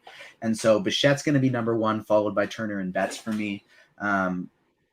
And then honestly, number 3, it's like I like getting Kevin Newman in my Cincinnati stacks. I don't mind getting Jeremy Pena. Sorry, I shouldn't have said like. I am getting. I don't like to, but I am getting Kevin Newman in my Cincinnati stacks. Jeremy Pena in my Houston stacks. But the only other guy out of those 3 that I would consider one-offing is Volpe. I'm pulling up Newman's stats. Like I think he's been. Like he's just terrible as far as like power stuff, right? I think he hit a home run like the opening day of the season. That's when I found out what team he was on. I'm like, that's Kevin Newman in a home run? I don't think he's done got 222 ISO so far this year. Okay. 29 at bats. Yeah, that was my follow-up question. Like that's got to be misleading in some way. It's 105, but he's got a super good WOBA. He doesn't K. What's very interesting is like he's hitting the ball hard, very similar to this year. He's always been about a 35% hard hit rate guy, but it's be interesting to see if that reason for that ISO is potentially because of a change in what's the word I'm looking for? Like exit approach the bats, making the bat go higher. You know what I mean? Exit it allows for more home runs, hit you for more fly balls. I'm having a brain fart. Somebody in chat help me out here. But he's hitting the ball higher now. He's got almost a 60% fly ball rate this season, whereas he was hitting 30% fly balls last year. Launch angle. Thank you. Launch angle. Okay. That's not so much. Okay. It was on the tip of my tongue, and launch angle just wasn't coming out. It'd be interesting to see if it's a launch angle change because he is hitting the ball up in the air this year. So if you believe I have the power to mush players, I as much as I don't want to play Snell today, I will mush with confidence Kevin Newman. And I don't want to play Kevin Newman. Just like you, if I end up playing him, just it's begrudgingly and he's cheap and it worked. I'm going to increase the amount of Kevin Newman I have. By what, 2%, 3%? Is he the possible the last Spidey bomb on layaway if we need one? You're not going to be that ambitious. I mean, we got 500 people watching now. It should be easy for us to get to 200 likes and dish one more Spidey bomb, but no, it won't be Kevin Newman. There's Newman on screen. Producer Steve having himself a good time there. Are you aware of the Seinfeld? Is that before your time or no? You know Seinfeld, right? You've heard of him? No, Jerry? I've seen a lot of Seinfeld. Yeah, I'm at the end of the day, I still run a TV and movie outlet, and Seinfeld is probably the objective best comedy of all time. It's not my favorite, but it probably is like objectively the number 1 ranked sitcom. And my dad was obsessed with it growing up. It's the laugh track is still distracting. It loses points for that for me. It dates it with the laugh track. Like now I just can't even watch a new show with a laugh track. Maybe that's just me. But can you? Is there a laugh track show in the year 2023 you're willing to watch? I can't do it. I'm out. Deal breaker for me. TJ? I've honestly never thought about it. Okay. Never crossed my mind. Keith, Tim, how's it going, my friends? Good. Absolutely. Just working on getting some George Springer out of my lineups. Yeah. Exactly. I love Seinfeld. I still watch it quite a bit. Oh, this is the test, though. Who's the best character in Seinfeld? There's only one correct answer. And you take a second, you can think about it. But there's only one correct answer. Who's the best lead character? It's George. It's George by a mile. It's George. That's what I was going to say. Is George. It's not close. Yeah, it's not even. Some people might say Kramer, but it's George. Some people would be wrong. Yeah, he's one note. Yeah, George has got layers. Yeah. I think the reason why Dean likes George so much is because George reminds him of himself a little bit. I may have been compared to him at some point in my life. Yeah, same. He's so let's see, neurotic, right? Like he's so in his own head and so crazy, but so relatable. Several people in chat are saying Elaine. Elaine's great. Can't stand. Elaine's fine, but George, come on. George the chalk, and it's good chalk. And yeah, I'll take Curb. Give me Curb over. And it's a George-led show, right? Give me Curb Your Enthusiasm. Not to derail the whole thing, but and there's no laugh track on Curb Your Enthusiasm. You can figure out on your own what's funny and what's not. You don't need to be, stimulated for such things. Roth, is there any laugh track show you're watching in the year 2023? They mostly went away, I think. But I kind of extinct. I hate watching comedies, but you told me I should watch the show Jury Duty. Oh yeah. Yeah, I'm 2 episodes in and it's pretty damn funny. Like it's a non-traditional, non-scripted show, but it's pretty good. So far I'm in. Yeah, it's a very quick watch. It's only like 8 episodes or so, and it is spectacular. Are you watching it on Amazon Prime through Freevee? Is that where you're watching it? Yeah, it's horrible. There's commercials. You should have warned me about that shit, bud. I can't even remember what it's called off the top of my head. Primo. I'm really excited for a show called Primo. Parks and Rec is one of my all-time favorite comedies, and the same creators of The Office and Parks and Rec are teaming up with The Ringer's Shea Serrano to make a comedy called Primo, and I've always thought Shay's hilarious, so I'm excited about that one too. Yeah, I'll check it out. And that's the Office writers also are a part of Jury Duty, if you're not aware. And if you watch the show, most people didn't. It was like 15, 20 years ago, a show called The Joe Schmo Show. It's very similar as far as their approach. Kind of going cold on Jury Duty. Just trust myself and just trust Roth. Trust Roth of anybody else. You like it so far? First 2 episodes, Jury Duty? Yeah. Wait, did you say you're against it now? What? No. I'm just saying. I'm telling the people they should watch it. I'm letting the people know. Yeah, Dan Bach loved it. Yeah, it seems pretty funny. I don't know. I don't watch comedies, but it seems pretty good. Good work. Yeah, it's a really, really fun concept. Is it moops or is it Morris? Is what the chat wants to know. That's very important. What does the card say? That's what I would say. I would yield to the card. Anything else here, TJ, before you hand it off to the Crunch Time crew? That is Kevin Roth. That is TJ. Nope, you are TJ. That is Tim and Keith. TJ? That's it for me. I'm ready to roll. Sorry, I was answering people in chat. No worries. Fanduel sponsored Crunch Time. It starts now. Roth, take it away. Let's do it. Welcome to it, ladies and gentlemen. This is indeed Crunch Time. There we go. Bam. Get the Cowboys spin around, double point. Finger guns in full effect. What's happening, everybody? This is Crunch Time. It is sponsored by FanDuel, and it is the show where we bring in 2 of the sharpest minds in the biz. We got the Iceman joining us. What's up, Ice? Not too much. A little short slate here, 6 games, but enough where we have plenty of decisions to make. We have the always fun Blake Snell chalk. We had a late scratch on the top offense of the night, so already lots of things happening. Okay, very good. I like it so far. We got Tim as well, a.k.a. TastefulTides. What up, Tim? Yeah, not much. Good to have a show with you guys. This is pretty interesting small slate. Like he said, it's not super straightforward. I thought it kind of would be, and then I saw Blake Snell, and I know that he's going to be on the top of all projection systems, and he is, of course, and that's I'm already tilted. Like we haven't even started, and I'm already on tilt. And I already know whatever I do. Like I still play cash games. I know that I'm gonna play Blake Snell in cash tonight. But I'm immediately just gonna watch something else, like maybe Seinfeld or Curb. Yeah. I'm not gonna watch Blake Snell. So like you're gonna play him in cash, fade him in tournaments, and somehow lose both ways. Yeah, I would say there's a really good chance that happens tonight. Yeah. Yep. Sounds fun. Sounds like a good time. Yeah, that's why I'm gonna do the Netflix thing or whatever, HBO or whatever else. So. Yeah. All right. Well, we got to walk the people through the plays and the pain if Snell is the play as well. So let's kind of dive right into it. I guess, Tim, if you're playing cash, would you feel comfortable kind of leading us off, giving us an overview, or just diving into like what the cash pitchers are on the slate? Yeah. So I personally think on DraftKings there are 4 options for cash games. I am going to be going Blake Snell. That does not he is not somebody that you absolutely have to play in cash. Like I would not be like being like, oh my god, you play so bad if you don't play Blake Snell in cash. You don't really ever have to play him. He's just the top projected guy. He is wildly inefficient. He's inconsistent. It's a little bit scary, but he is kind of too cheap, and the matchup is pretty good. So I'm gonna roll with it. It's not something that you absolutely must do, but the other option, in my opinion, would be Luis Garcia, who's 9,200. Mackenzie Gore would be another option. And then I think you could play Tony Gonsolin at 6,800 in cash games. I think Herman is a little bit too expensive for cash. I don't want to play Drew Smiley.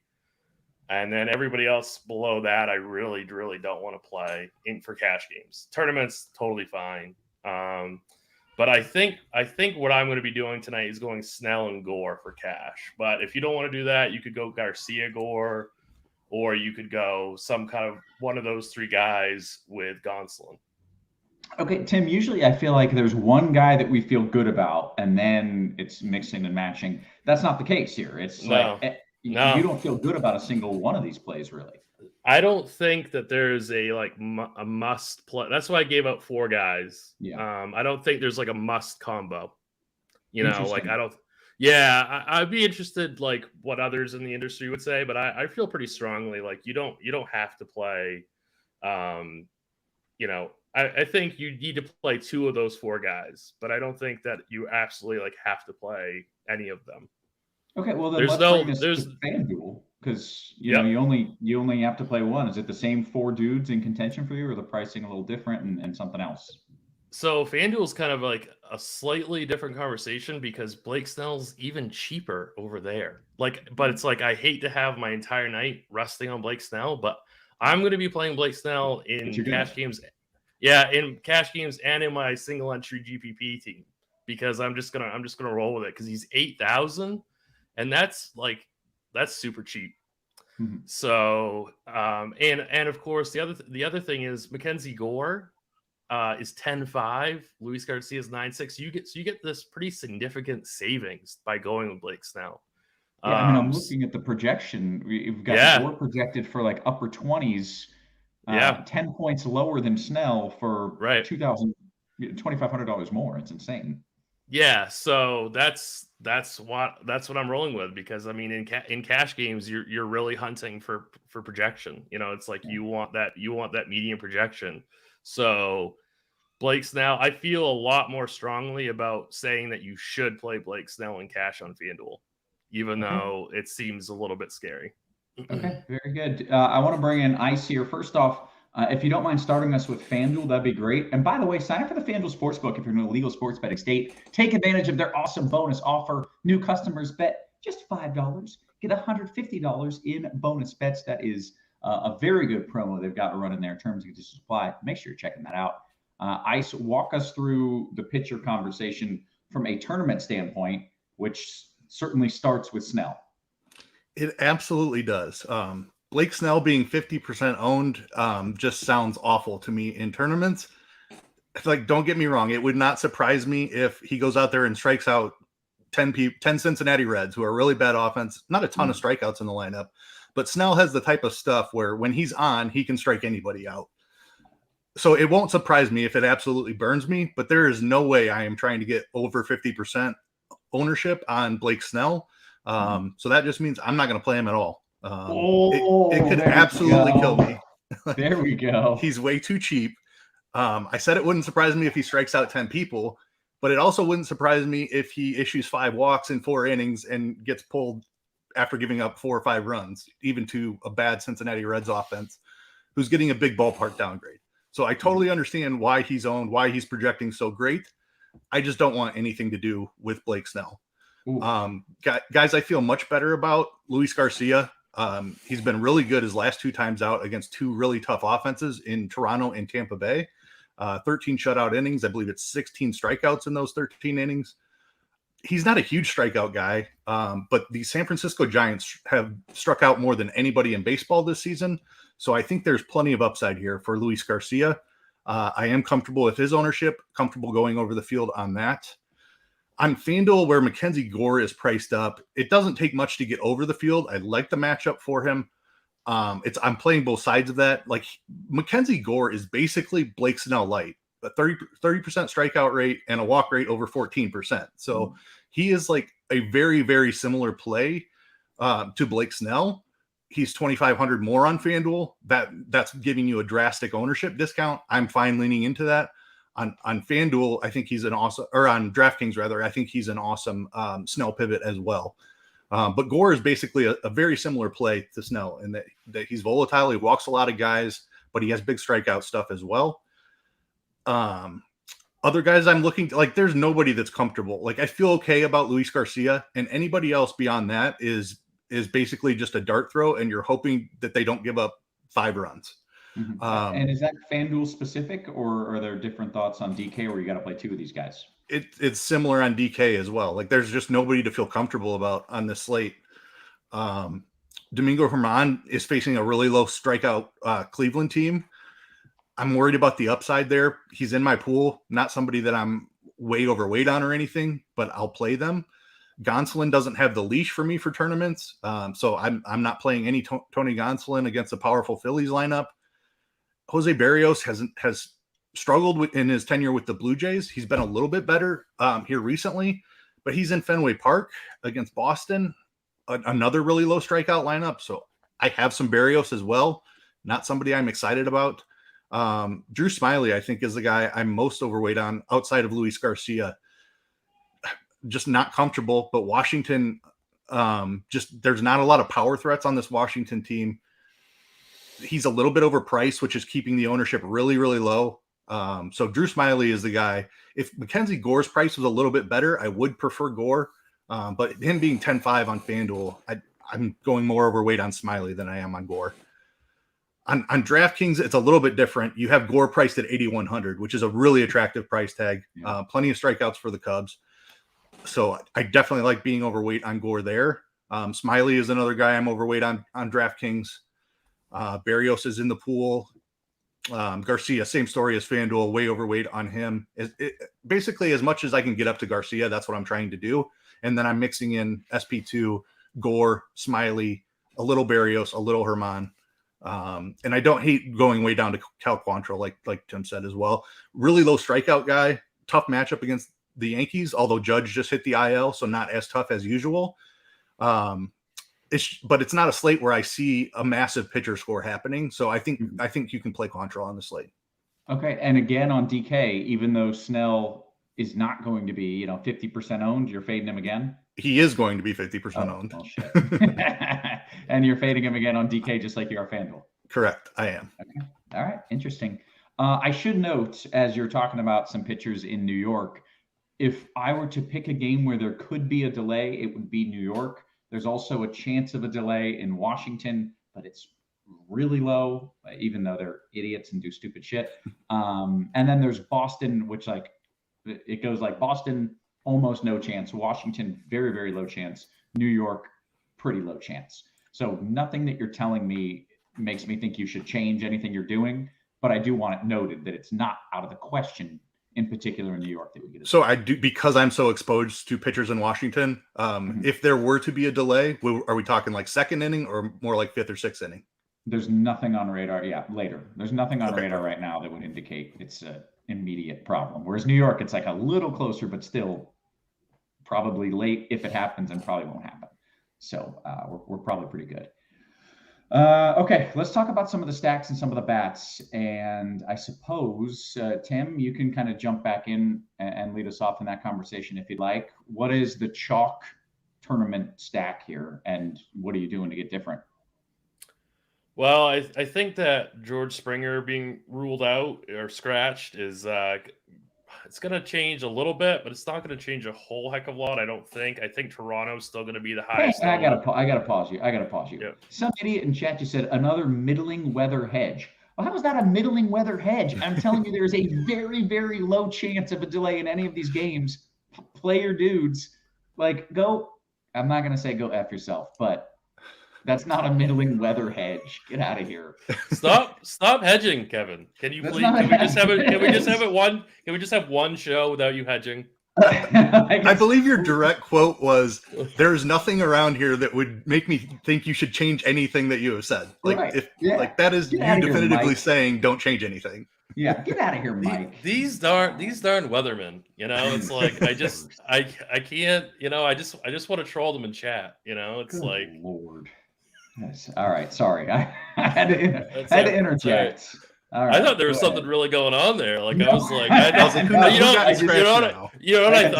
thought I thought the Nats postponed the game. Like, and you're gonna be like, these darn Nationals guys. Like, yeah. I just got tilted. It's fine. All right. All right. I don't even remember where I cut you off, but continue. So Toronto, I think, despite George Springer being scratched, I think Toronto's gonna be the chalk.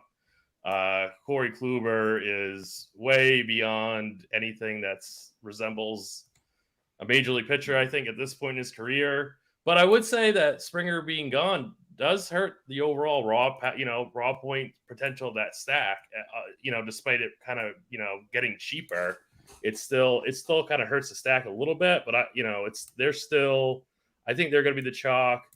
I would say that, like Vlad and Bichette are because there's no like premium pitching. They're the two like premium hitters that I would start off with my cash game builds on both sites would be Bichette and Vlad.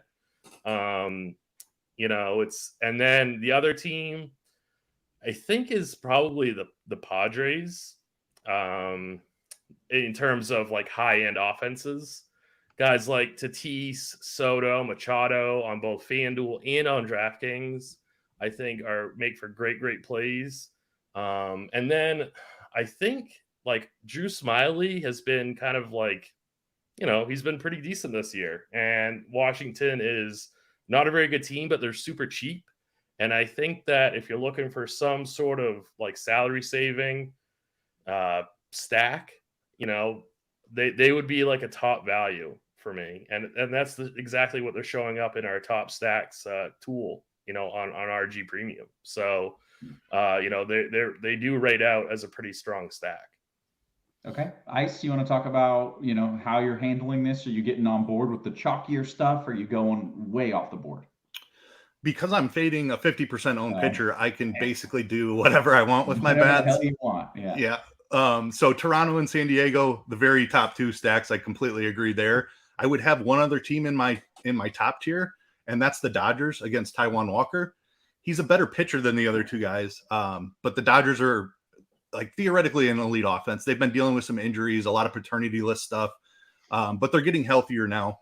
I think JD Martinez is pretty much the only regular that's still out.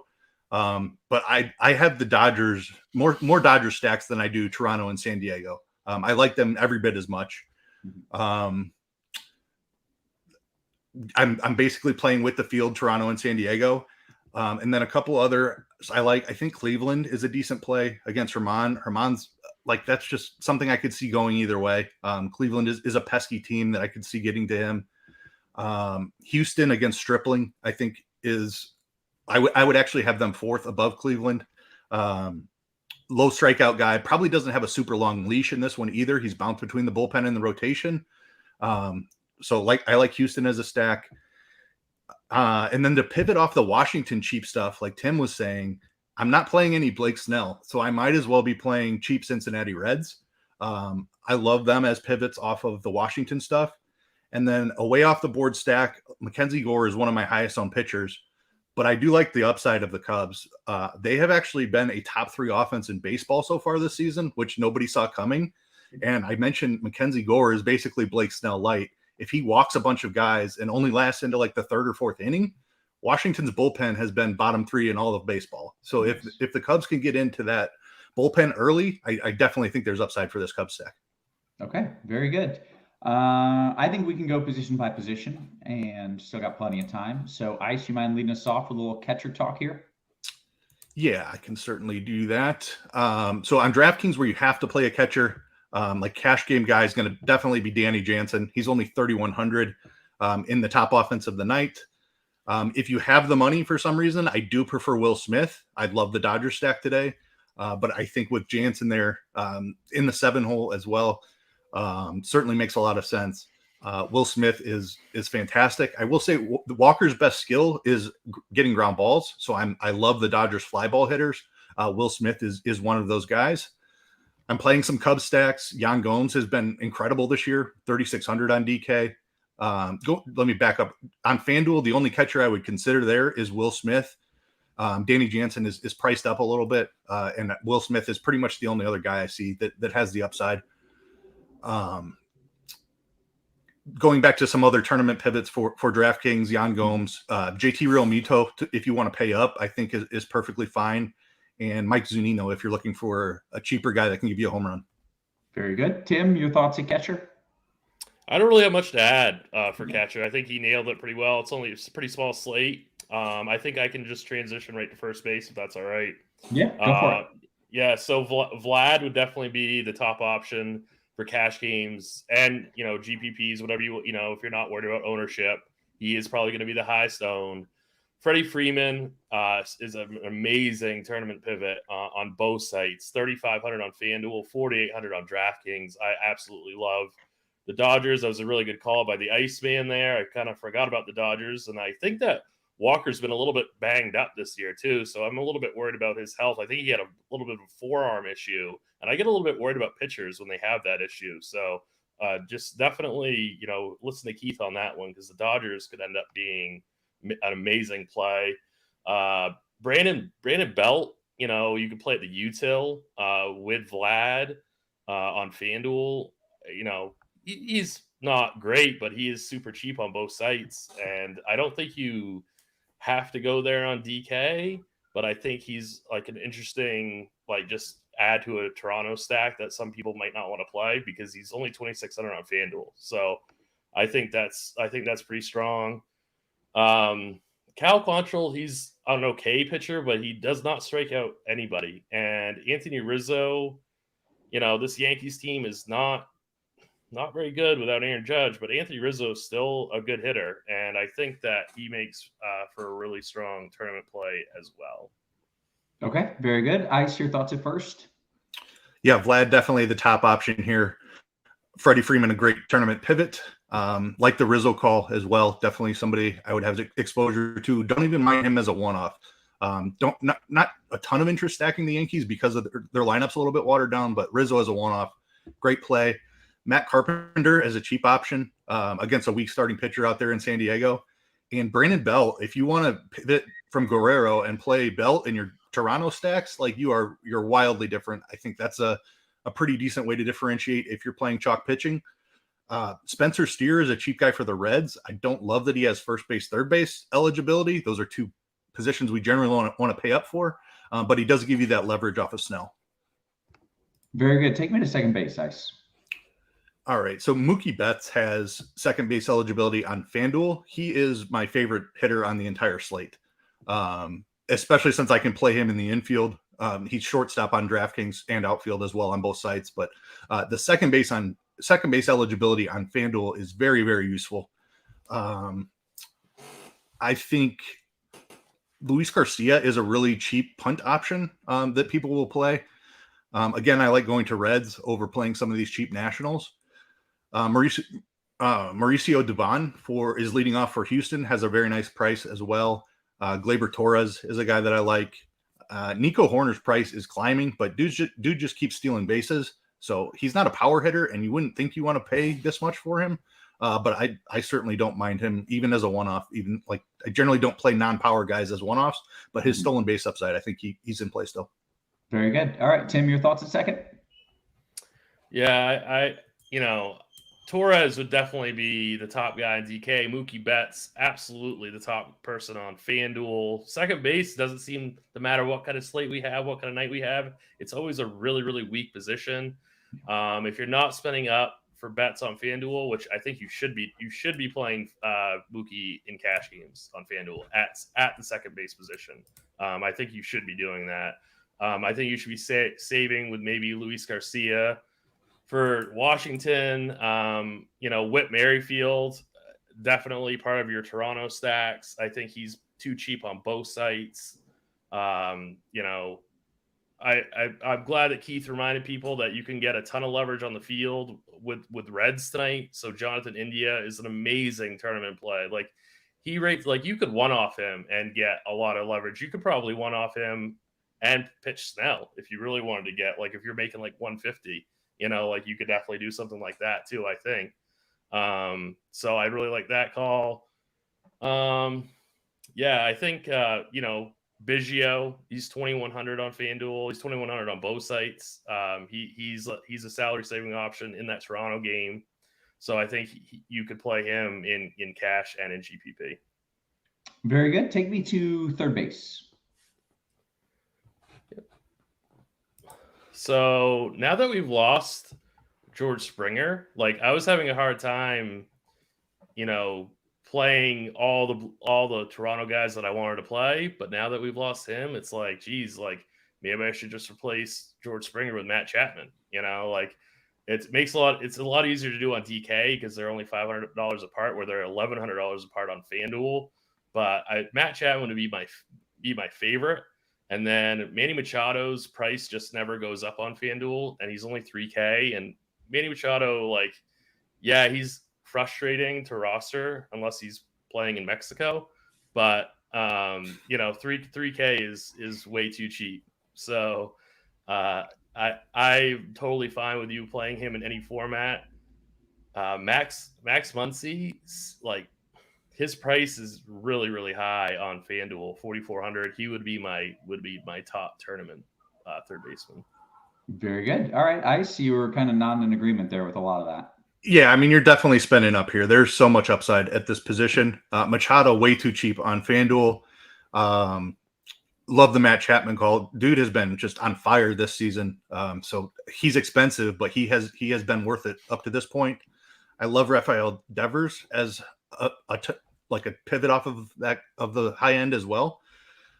Max Muncy, FanDuel overcorrected his price. Seems like he's been underpriced on FanDuel for a year, and now he's a little bit overpriced. That's fine with me. It just holds his ownership down. Another one of my favorite hitters on the slate. The Betts Muncy pairing is part of why I love the Dodgers stack. Two great fly ball hitters against a ground ball pitcher. Love the upside there today. Bregman is really cheap on FanDuel as well. Certainly don't mind that. I would put him in the not quite the elite tier, but he has enough upside. You can play him today. I mean that Patrick Wisdom, the other one that I was looking for. Always can play him against a lefty. He has 2 home run upside and against any lefty. Very good. All right, take me to shortstop, Ice. All right, Fernando Tatis on the Padres, who we love tonight. Leading off, definitely a great spot for him. He's recently back, correct, Tatis? Yeah, he's been back for about a week, maybe 10 days or so. Hitting well, how does he look? You got to catch me up because I don't follow baseball.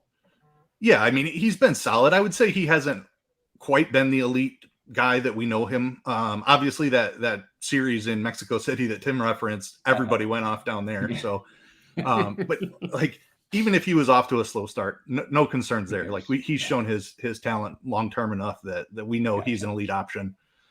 He's only 3,700 on FanDuel, which is a little bit underpriced, I would say. He's more like a $4,100 hitter, so just a couple $100 savings, but still cheap enough. I definitely want plenty of him. Bichette, Trey Turner is oddly cheap on FanDuel as well. I'm not stacking Phillies a ton, but man, Trey Turner at 3,300, there's plenty of upside there. Bogarts in a San Diego stack, definitely don't mind that. Jeremy Pena for the Astros. and Dansby Swanson for the Cubs. Other guys I'm playing. Very good. Tim, your thoughts at short? Any other names you want to throw in? I think he named all the names that are pretty much on the board. Xander Bogaerts, I think, makes for a really nice tournament pivot on both sites, whether you're trying to pivot away from Tatis for $200 more, or you're trying to pivot away from Bo Bichette on DK for $400 less. Like, I think Xander Bogaerts makes for a really strong pivot away from some chalkier high-end shortstops. Okay, let's go to the outfield. Oh, you have more names? I'm sorry. Nope. So if you're not playing Tatis at short, you can play him at outfield on Fanduel. Juan Soto, he's probably my favorite play. That's not from Toronto today on both sites. Like, I really like playing Juan Soto today. If I'm not worried about ownership, if I'm not worried about stacks or things like that, like I love Juan Soto. Dalton Varsho, both sites, $3K on FanDuel, $4,300 on DK. I think he makes for an amazing play. Mookie Betts, we've talked about how much we like the Dodgers tonight against Walker. I prefer that you play him at second on FanDuel, but if you don't, play him in the outfield. I think some of these cheap Washington bats are good, like Lane Thomas, maybe Alex Call, definitely on DK anyway. Maybe they're a little bit too expensive on FanDuel, but on DraftKings, they make for really strong salary relief options. Okay, very good. Ice, your thoughts in the outfield? All right. So, yeah, agreed. Tatis, very playable here as well if you're playing a different shortstop, and there's certainly plenty of shortstops to spend up for. The Houston guys, Alvarez and Tucker, are both in great spots. I mentioned the low strikeouts of Stripling. Varsho is cheap enough. It's been a little bit of a struggle here for him since going to Toronto, but still plenty of upside there. And I'm not scared of Kluber at all at this point in his career. I like the Boston guys. Yoshida has really performed well here recently. Verdugo leading off, and Jarren Duran has come up and actually hit the ball really well, and he's really cheap. So I like him as a value play. Mentioned my love for Betts already. Definitely don't want to forget him again. James Outman, another Dodgers outfielder that I'm playing a ton of, and Jason Hayward, definitely a guy that we have avoided at all costs against ground ball pitchers in the past. But he has made like a focused shift in his swing approach, and he's now like actively trying to lift the ball. So I'm okay playing him. He's 2,500 on both sides, like a super value play, a great pivot off of the Washington outfielders that Tim was talking about on DK. And then other guys I'm using as Cincinnati pivots or as Washington pivots are Cincinnati guys. Nick Senzel has recently returned and been hitting the ball really well. Stuart Fairchild in the 3-hole. And Ramos is another one. So I like pivoting off of the Washington guys if they're going to be really high owned. Okay, very good. This is the time when we try to get two things. One is some thumbs ups. So if you don't mind, you're watching this show, it's free content. Shout out to our sponsor, FanDuel. Hit that thumbs up button for us on YouTube. We'd appreciate it. Two, we want some home run picks, and you give us the thumbs up, so we'll give you the home run picks. Tim, I'm going to make you start. What are your thoughts as far as if you could pick like maybe a chalky home run hitter and somebody a little sneaky?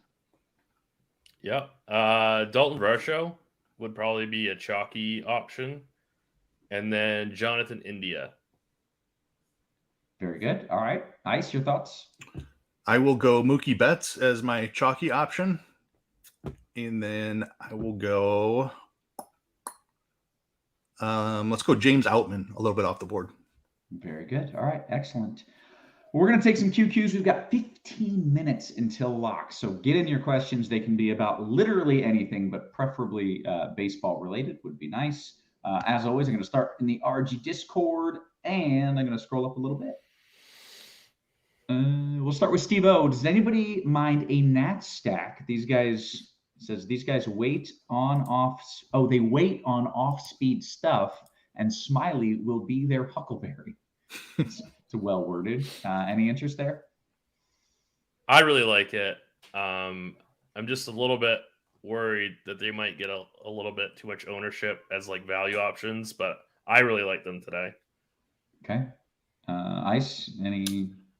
I'm on the Smiley side of it, but I certainly understand it. Like the pricing is very attractive, so I'm not trying to talk anybody off of it at all. And for what it's worth, I'm only making my best guess, Roth. You know what I'm saying? I need a guarantee. Right, Don't you right, be wishy-washy. Right, Don't you right. be hedging. I'm just making a hedge here. No, I don't want to hear it. You got to tell me. You got to guarantee it. I got a question from Self Mastery in the YouTube. He says, money lines. Did you guys look at sports betting at all in that capacity, or just focused on DFS?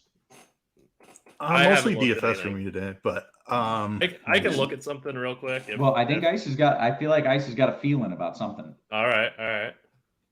I mean, it's not a hot take or anything. Just Cubs money line. They're short favorites, and I get Mackenzie Gore's been really good. I like the way they set up against Gore today. I think they can get him out of the game early. And I mentioned that Washington bullpen. That's why I'm playing Cubs stacks.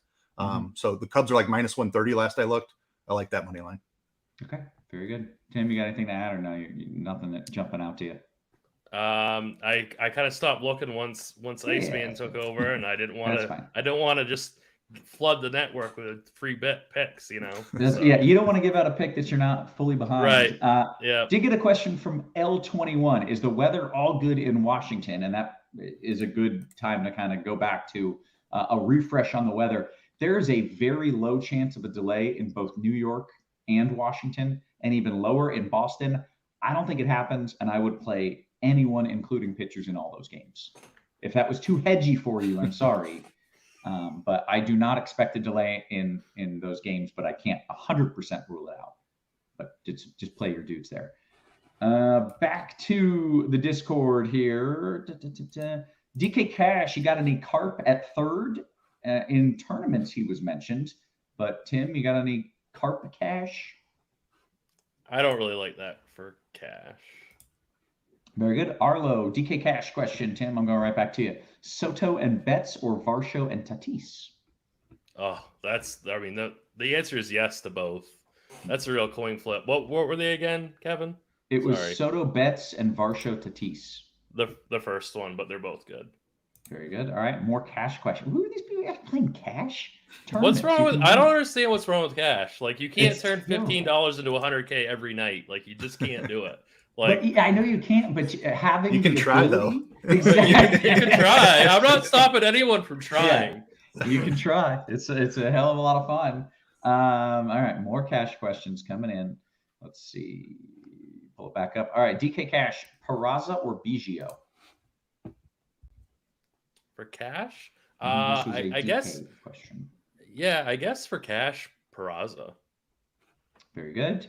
Jumping into the YouTube chat here. This is a DK single entry question from Feature. Ice DK, I've got Toronto and Reds mini stack. For my third stack, would you go Dodgers or Stros? So he's doing like 3 mini stacks. So like a 4-2-2, I'm assuming. Like Dodgers are my favorite team of the night, so that I'll stick there. Very good. All right. Aiden says, do you guys play showdowns for MLB? That's a thing? I didn't even know that was a thing. Oh, do you play it? I haven't for a long time. No, I do not either. Okay, there's your answer. DK Cash question, best bats in order. So basically order these 4 gentlemen. Tim, Muncy, Chapman, Betts, Tatis. Tatis, then Betts, and then Chapman. Okay, very good. Hammer says, who is your Kentucky Derby picks? I'll handle this. There's a favorite. I don't know the pony's name. But I think the favorite is supposed to be like a ridiculously good horse, right? Do you have any? I know nothing about the Kentucky Derby. Can we play DFS with horses? Like have we got that there yet? Maybe, I don't know. I think the favorite's supposed to be really good. I don't know the name of the horse. I think it's supposed to be really good. And the Mattress Mac, right? He's like a big name now. So Mattress Mac is doing a thing, as he always does. If the favorite wins the Kentucky Derby, however much money you spend on furniture, you get it back. Like the furniture's free. I love him. It's so good, yeah. Usually the things that he does are like, if the Texans win the NFL championship, we're like, they're not going to. That's an irrelevant one. But I think I'm going to go buy a shitload of furniture because I feel like the favorite is going to win the Kentucky Derby. Do it. Please do it. And please tweet about it too. Yeah, I'll let you know how it goes. Yeah. All right. Sorry. Let's get back to real questions. We still have 9 minutes here. Best cheap option at short. And we'll take that in a second here. And in fact, we'll get back to it. Best cheap option at short in a DKGPP. Ice. Short has a lot of upside today. I don't love going down. If I had to, I don't know how cheap you need. I think there's good value on Volpe at 3,700. If you're looking for like a punt type play, I think my answer is I wouldn't punt it. But Volpe, if like as a value, he's cheap enough. Like save money somewhere else if that's not cheap enough. Okay, very good. Alex says, hey, forgive me for repeating. Can you guys talk about bankroll management and game selection on a slate like this? So it's a smaller slate, but neither of you seem to hate the slate. Let's get both of your takes. And Tim, you can start. It's so weird. You're backwards of the way I want to point naturally. What are you doing on a slate like this cash-wise? Are you playing less than normal? I'm not. I could see why somebody would, though. It's like it's not. I don't feel super confident in any of the pitchers. So in that capacity, like I understand Alex's question, like a slate like this, like that's what really stuck out to me about that question. What does that really mean? So to me, that means a slate like this, you don't feel very confident in who you're picking. I think that's what he means. I'm not sure. I'm playing my regular volume, but I could definitely see that. From a macro perspective, I don't change my volume very often, whether I'm winning or I'm losing. I pretty much play the same amount every single night in every single sport. But yeah, bankroll management is something that I think about quite a bit, and I wish that we talked about more on shows. Yeah. Okay. It seems if it's a weird slate for you and you feel awkward or handicapped, it's weird for everybody else too, right? You're all at the same level, there's nobody out there that's like, oh my God, I can't wait to pitch Blake Snell tonight. And of course, yeah, there's a huge theory, behind, fading him, getting leverage on the field, like what Ice is doing. I mean, that's really what you're doing is you're embracing the variance and you're accepting that you have a bankroll and you're accepting that you might lose, 80% of your investment or whatever it is. And then you play again the next day. And that's how this works. That's how you should play. Yeah. And you just make sure that you're playing low enough so that you can repeat that if it goes, wrong a few times. Yeah. Ice, what are your thoughts? Do you vary how much you're playing every day? No, I generally play the exact same amount every slate. I don't I think once you start trying to predict which slates you're right on and which ones you don't feel good about, like that's where you can get into trouble. So you play the same amount every night. And then it's your own risk tolerance. Obviously I have 0 Blake Snell tonight. And if he puts 30 DK points up, I'm going to lose everything that I put in. And I'm okay with that because there's more upside to playing like that. And I'm not saying this is how you should play. You have to be comfortable losing the amount that you're playing. But that's my style. I'm completely comfortable getting $0 back tonight. But you have to understand the risks. And if you're not comfortable playing with that, maybe you should be like just talking about contest selection. You should be playing a single entry, a 3-entry max or cash games. Yeah. Okay. Good talk. Good stuff, guys. We'll get to a few more questions. We've got 5 minutes to lock. Dean had a good question. And I'll get to that maybe right at lock, Dean, because we do have a few other baseball questions I want to get to. Suzuki or Belly in a DKGPP? Ice? What site was it? It was DKGPP. DK. I like Belly's gonna be. We're actually projecting some ownership for Bellinger tonight. Dude's been awesome. I don't know. I'd save the money with Bellinger personally. I like them both though. Okay, I'm scrolling up a little bit more. I think I missed a few questions here. FanDuel cash in the util, Turner or Schwarbs from NBA DFS?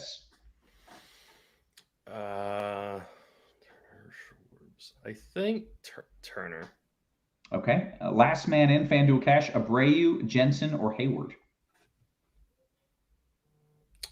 I'd go Hayward. FanDuel cash, 3v3, Dubon, Bregman, and but that's Bo Bichette, I imagine, or Mookie, Schwarbs, and Abreu. That took me a long time to decode what he was second one. All right. All right. Let's see. Scrolling down. Dean's question that I will answer at lock is: assume you have no rooting ties. What is the best sport to watch a game 7 of? It is a very good question. So think on it, gentlemen. I already have the answer, but see, yeah. I initially went with your answer, Tim, and I have reevaluated and have come up with the correct answer. But my answer is right though. So see, RotoGrinders knows. Here's the thing. They know. The best playoff is definitely hockey. There's no doubt. Like hockey's the best playoff scenario. But in basketball, in a game 7, there's like a hockey intensity to it just in that game 7 where both teams are just going balls out. And I think it's basketball. For a general series, I want to watch hockey. But for a game 7, I want basketball. Is that crazy? I mean, I'm thinking about unfollowing you. So, Ice, your favorite. If let's say you can pick any sport that's going 7, which sport are you going to watch? So, I mean, it's going to be way off the board. Nobody's going to agree with me, but I'm going to make a case for baseball. Like you get like number 1 ace starters coming out of the bullpen. It's like all hands on deck. Like it's just the like moral of the story is all game 7s are great. It doesn't matter the sport. Like when it's win or go home, it's like people do different things. They pull out all the stops. So baseball's not really in the conversation compared to basketball and hockey from like a nonstop action standpoint, but it's so much better than a normal baseball game that I just want to make that point. But and the suspense in baseball is already massive, and when you add game 7 to it, it's pretty damn exciting. Yeah, like imagine if the Mets like actually get back on track this year, and you get a game started by Verlander that's closed by Scherzer. Like that's awesome stuff right there. That's a good take. It's a good take. I'm not going to argue it. I think we've got Steve here. She says, you only need to watch an NBA game for the last 5 minutes, and that's it. That's true for most games, but I feel like game 7 is like the exception to that rule, where like it is quality entertainment all the way through. See, I want to hang out. I want to hang out with Steve. No, like that's a solid take right there. Okay. Well, you should hang out with JL, who just says hockey is so boring. That's a terrible take. How do we get rid of these? How do we get rid of these people in the chat? We got to block him and the dude who said that I'm hedging my weather calls. Maybe it's the same guy. Maybe it's the same guy. Dean pointing out that the Twitter poll agreed with Tim. I voted for hockey in that Twitter poll, Dean. So I initially thought it was hockey, and then I've changed my thought. Best pitcher in a FanDuel GPP. I'll let you both answer. Tim, I feel like you might be just on Smiley. No, I'm the one Smiley. Yeah. Oh, I didn't mean Smiley. I think paying up for Gore on FanDuel because he's like out of control expensive on FanDuel. I think like large field GPP. I think that makes for a really good play. Okay, and Ice. Yeah, I mean, I agree with the Gore take. I'll go Smiley just to say someone different, but both of those guys are just a little bit overpriced for their upside. But we've kind of talked about it. There's really no pitcher that I feel like is going to smash this slate. So price doesn't really matter to me. There's plenty of bats, like plenty of cheap bats where you can fit those expensive guys in. I'll go Smiley as a guy I would love in a single entry. Okay, very good. And with that, we have hit the lock. Joe says, I dealt with NHL with Tides every day. You do NHL content every day? Yep. Good for you, man. That's fantastic. I'm bummed that my squad, the Tampa Bay Lightning, they got the boot. The Boston team that was like the greatest team in regular season history, they got the boot. Hockey's awesome, man. Is this show over yet? It's over. Yeah. I'm from Maine, Kevin, so I live in Maine. I don't really want to talk about the Bruins. Oh, I'm sorry. Yeah. That's not bad. I'm sorry about that. I'm just kidding. But I am bummed. I'm super bummed by that. Have you fought with Dean about this? Because Dean is a big Miami fan. No. Dean is like a a pretend hockey fan. Don't let Dean. This is like I try really hard not to talk to Dean, but I'm stuck with him on a show once a week. Yeah, exactly. Yeah, thanks, Dean. Yeah. I agree. Dean thought that the mascot for the Panthers was a panther, and he posted a photo of it, and it's 1,000% a rat. It was a rat, and he was like, "Look at this beautiful panther." Dean is a black cloud that just exists over everybody. You know, that just we call it a mush to be polite, but he's really just a black cloud. That is evil and mean, and a great way to end the show. I think we're going to get on out of here. Apparently, there's 2 mascots. All right, that's fair. We're going to bounce on out of here. So for Ice, for Tim, for our wonderful production crew, always working hard behind the scenes. Guys, we appreciate you. We love you. And we will catch you tomorrow. You have been crunched.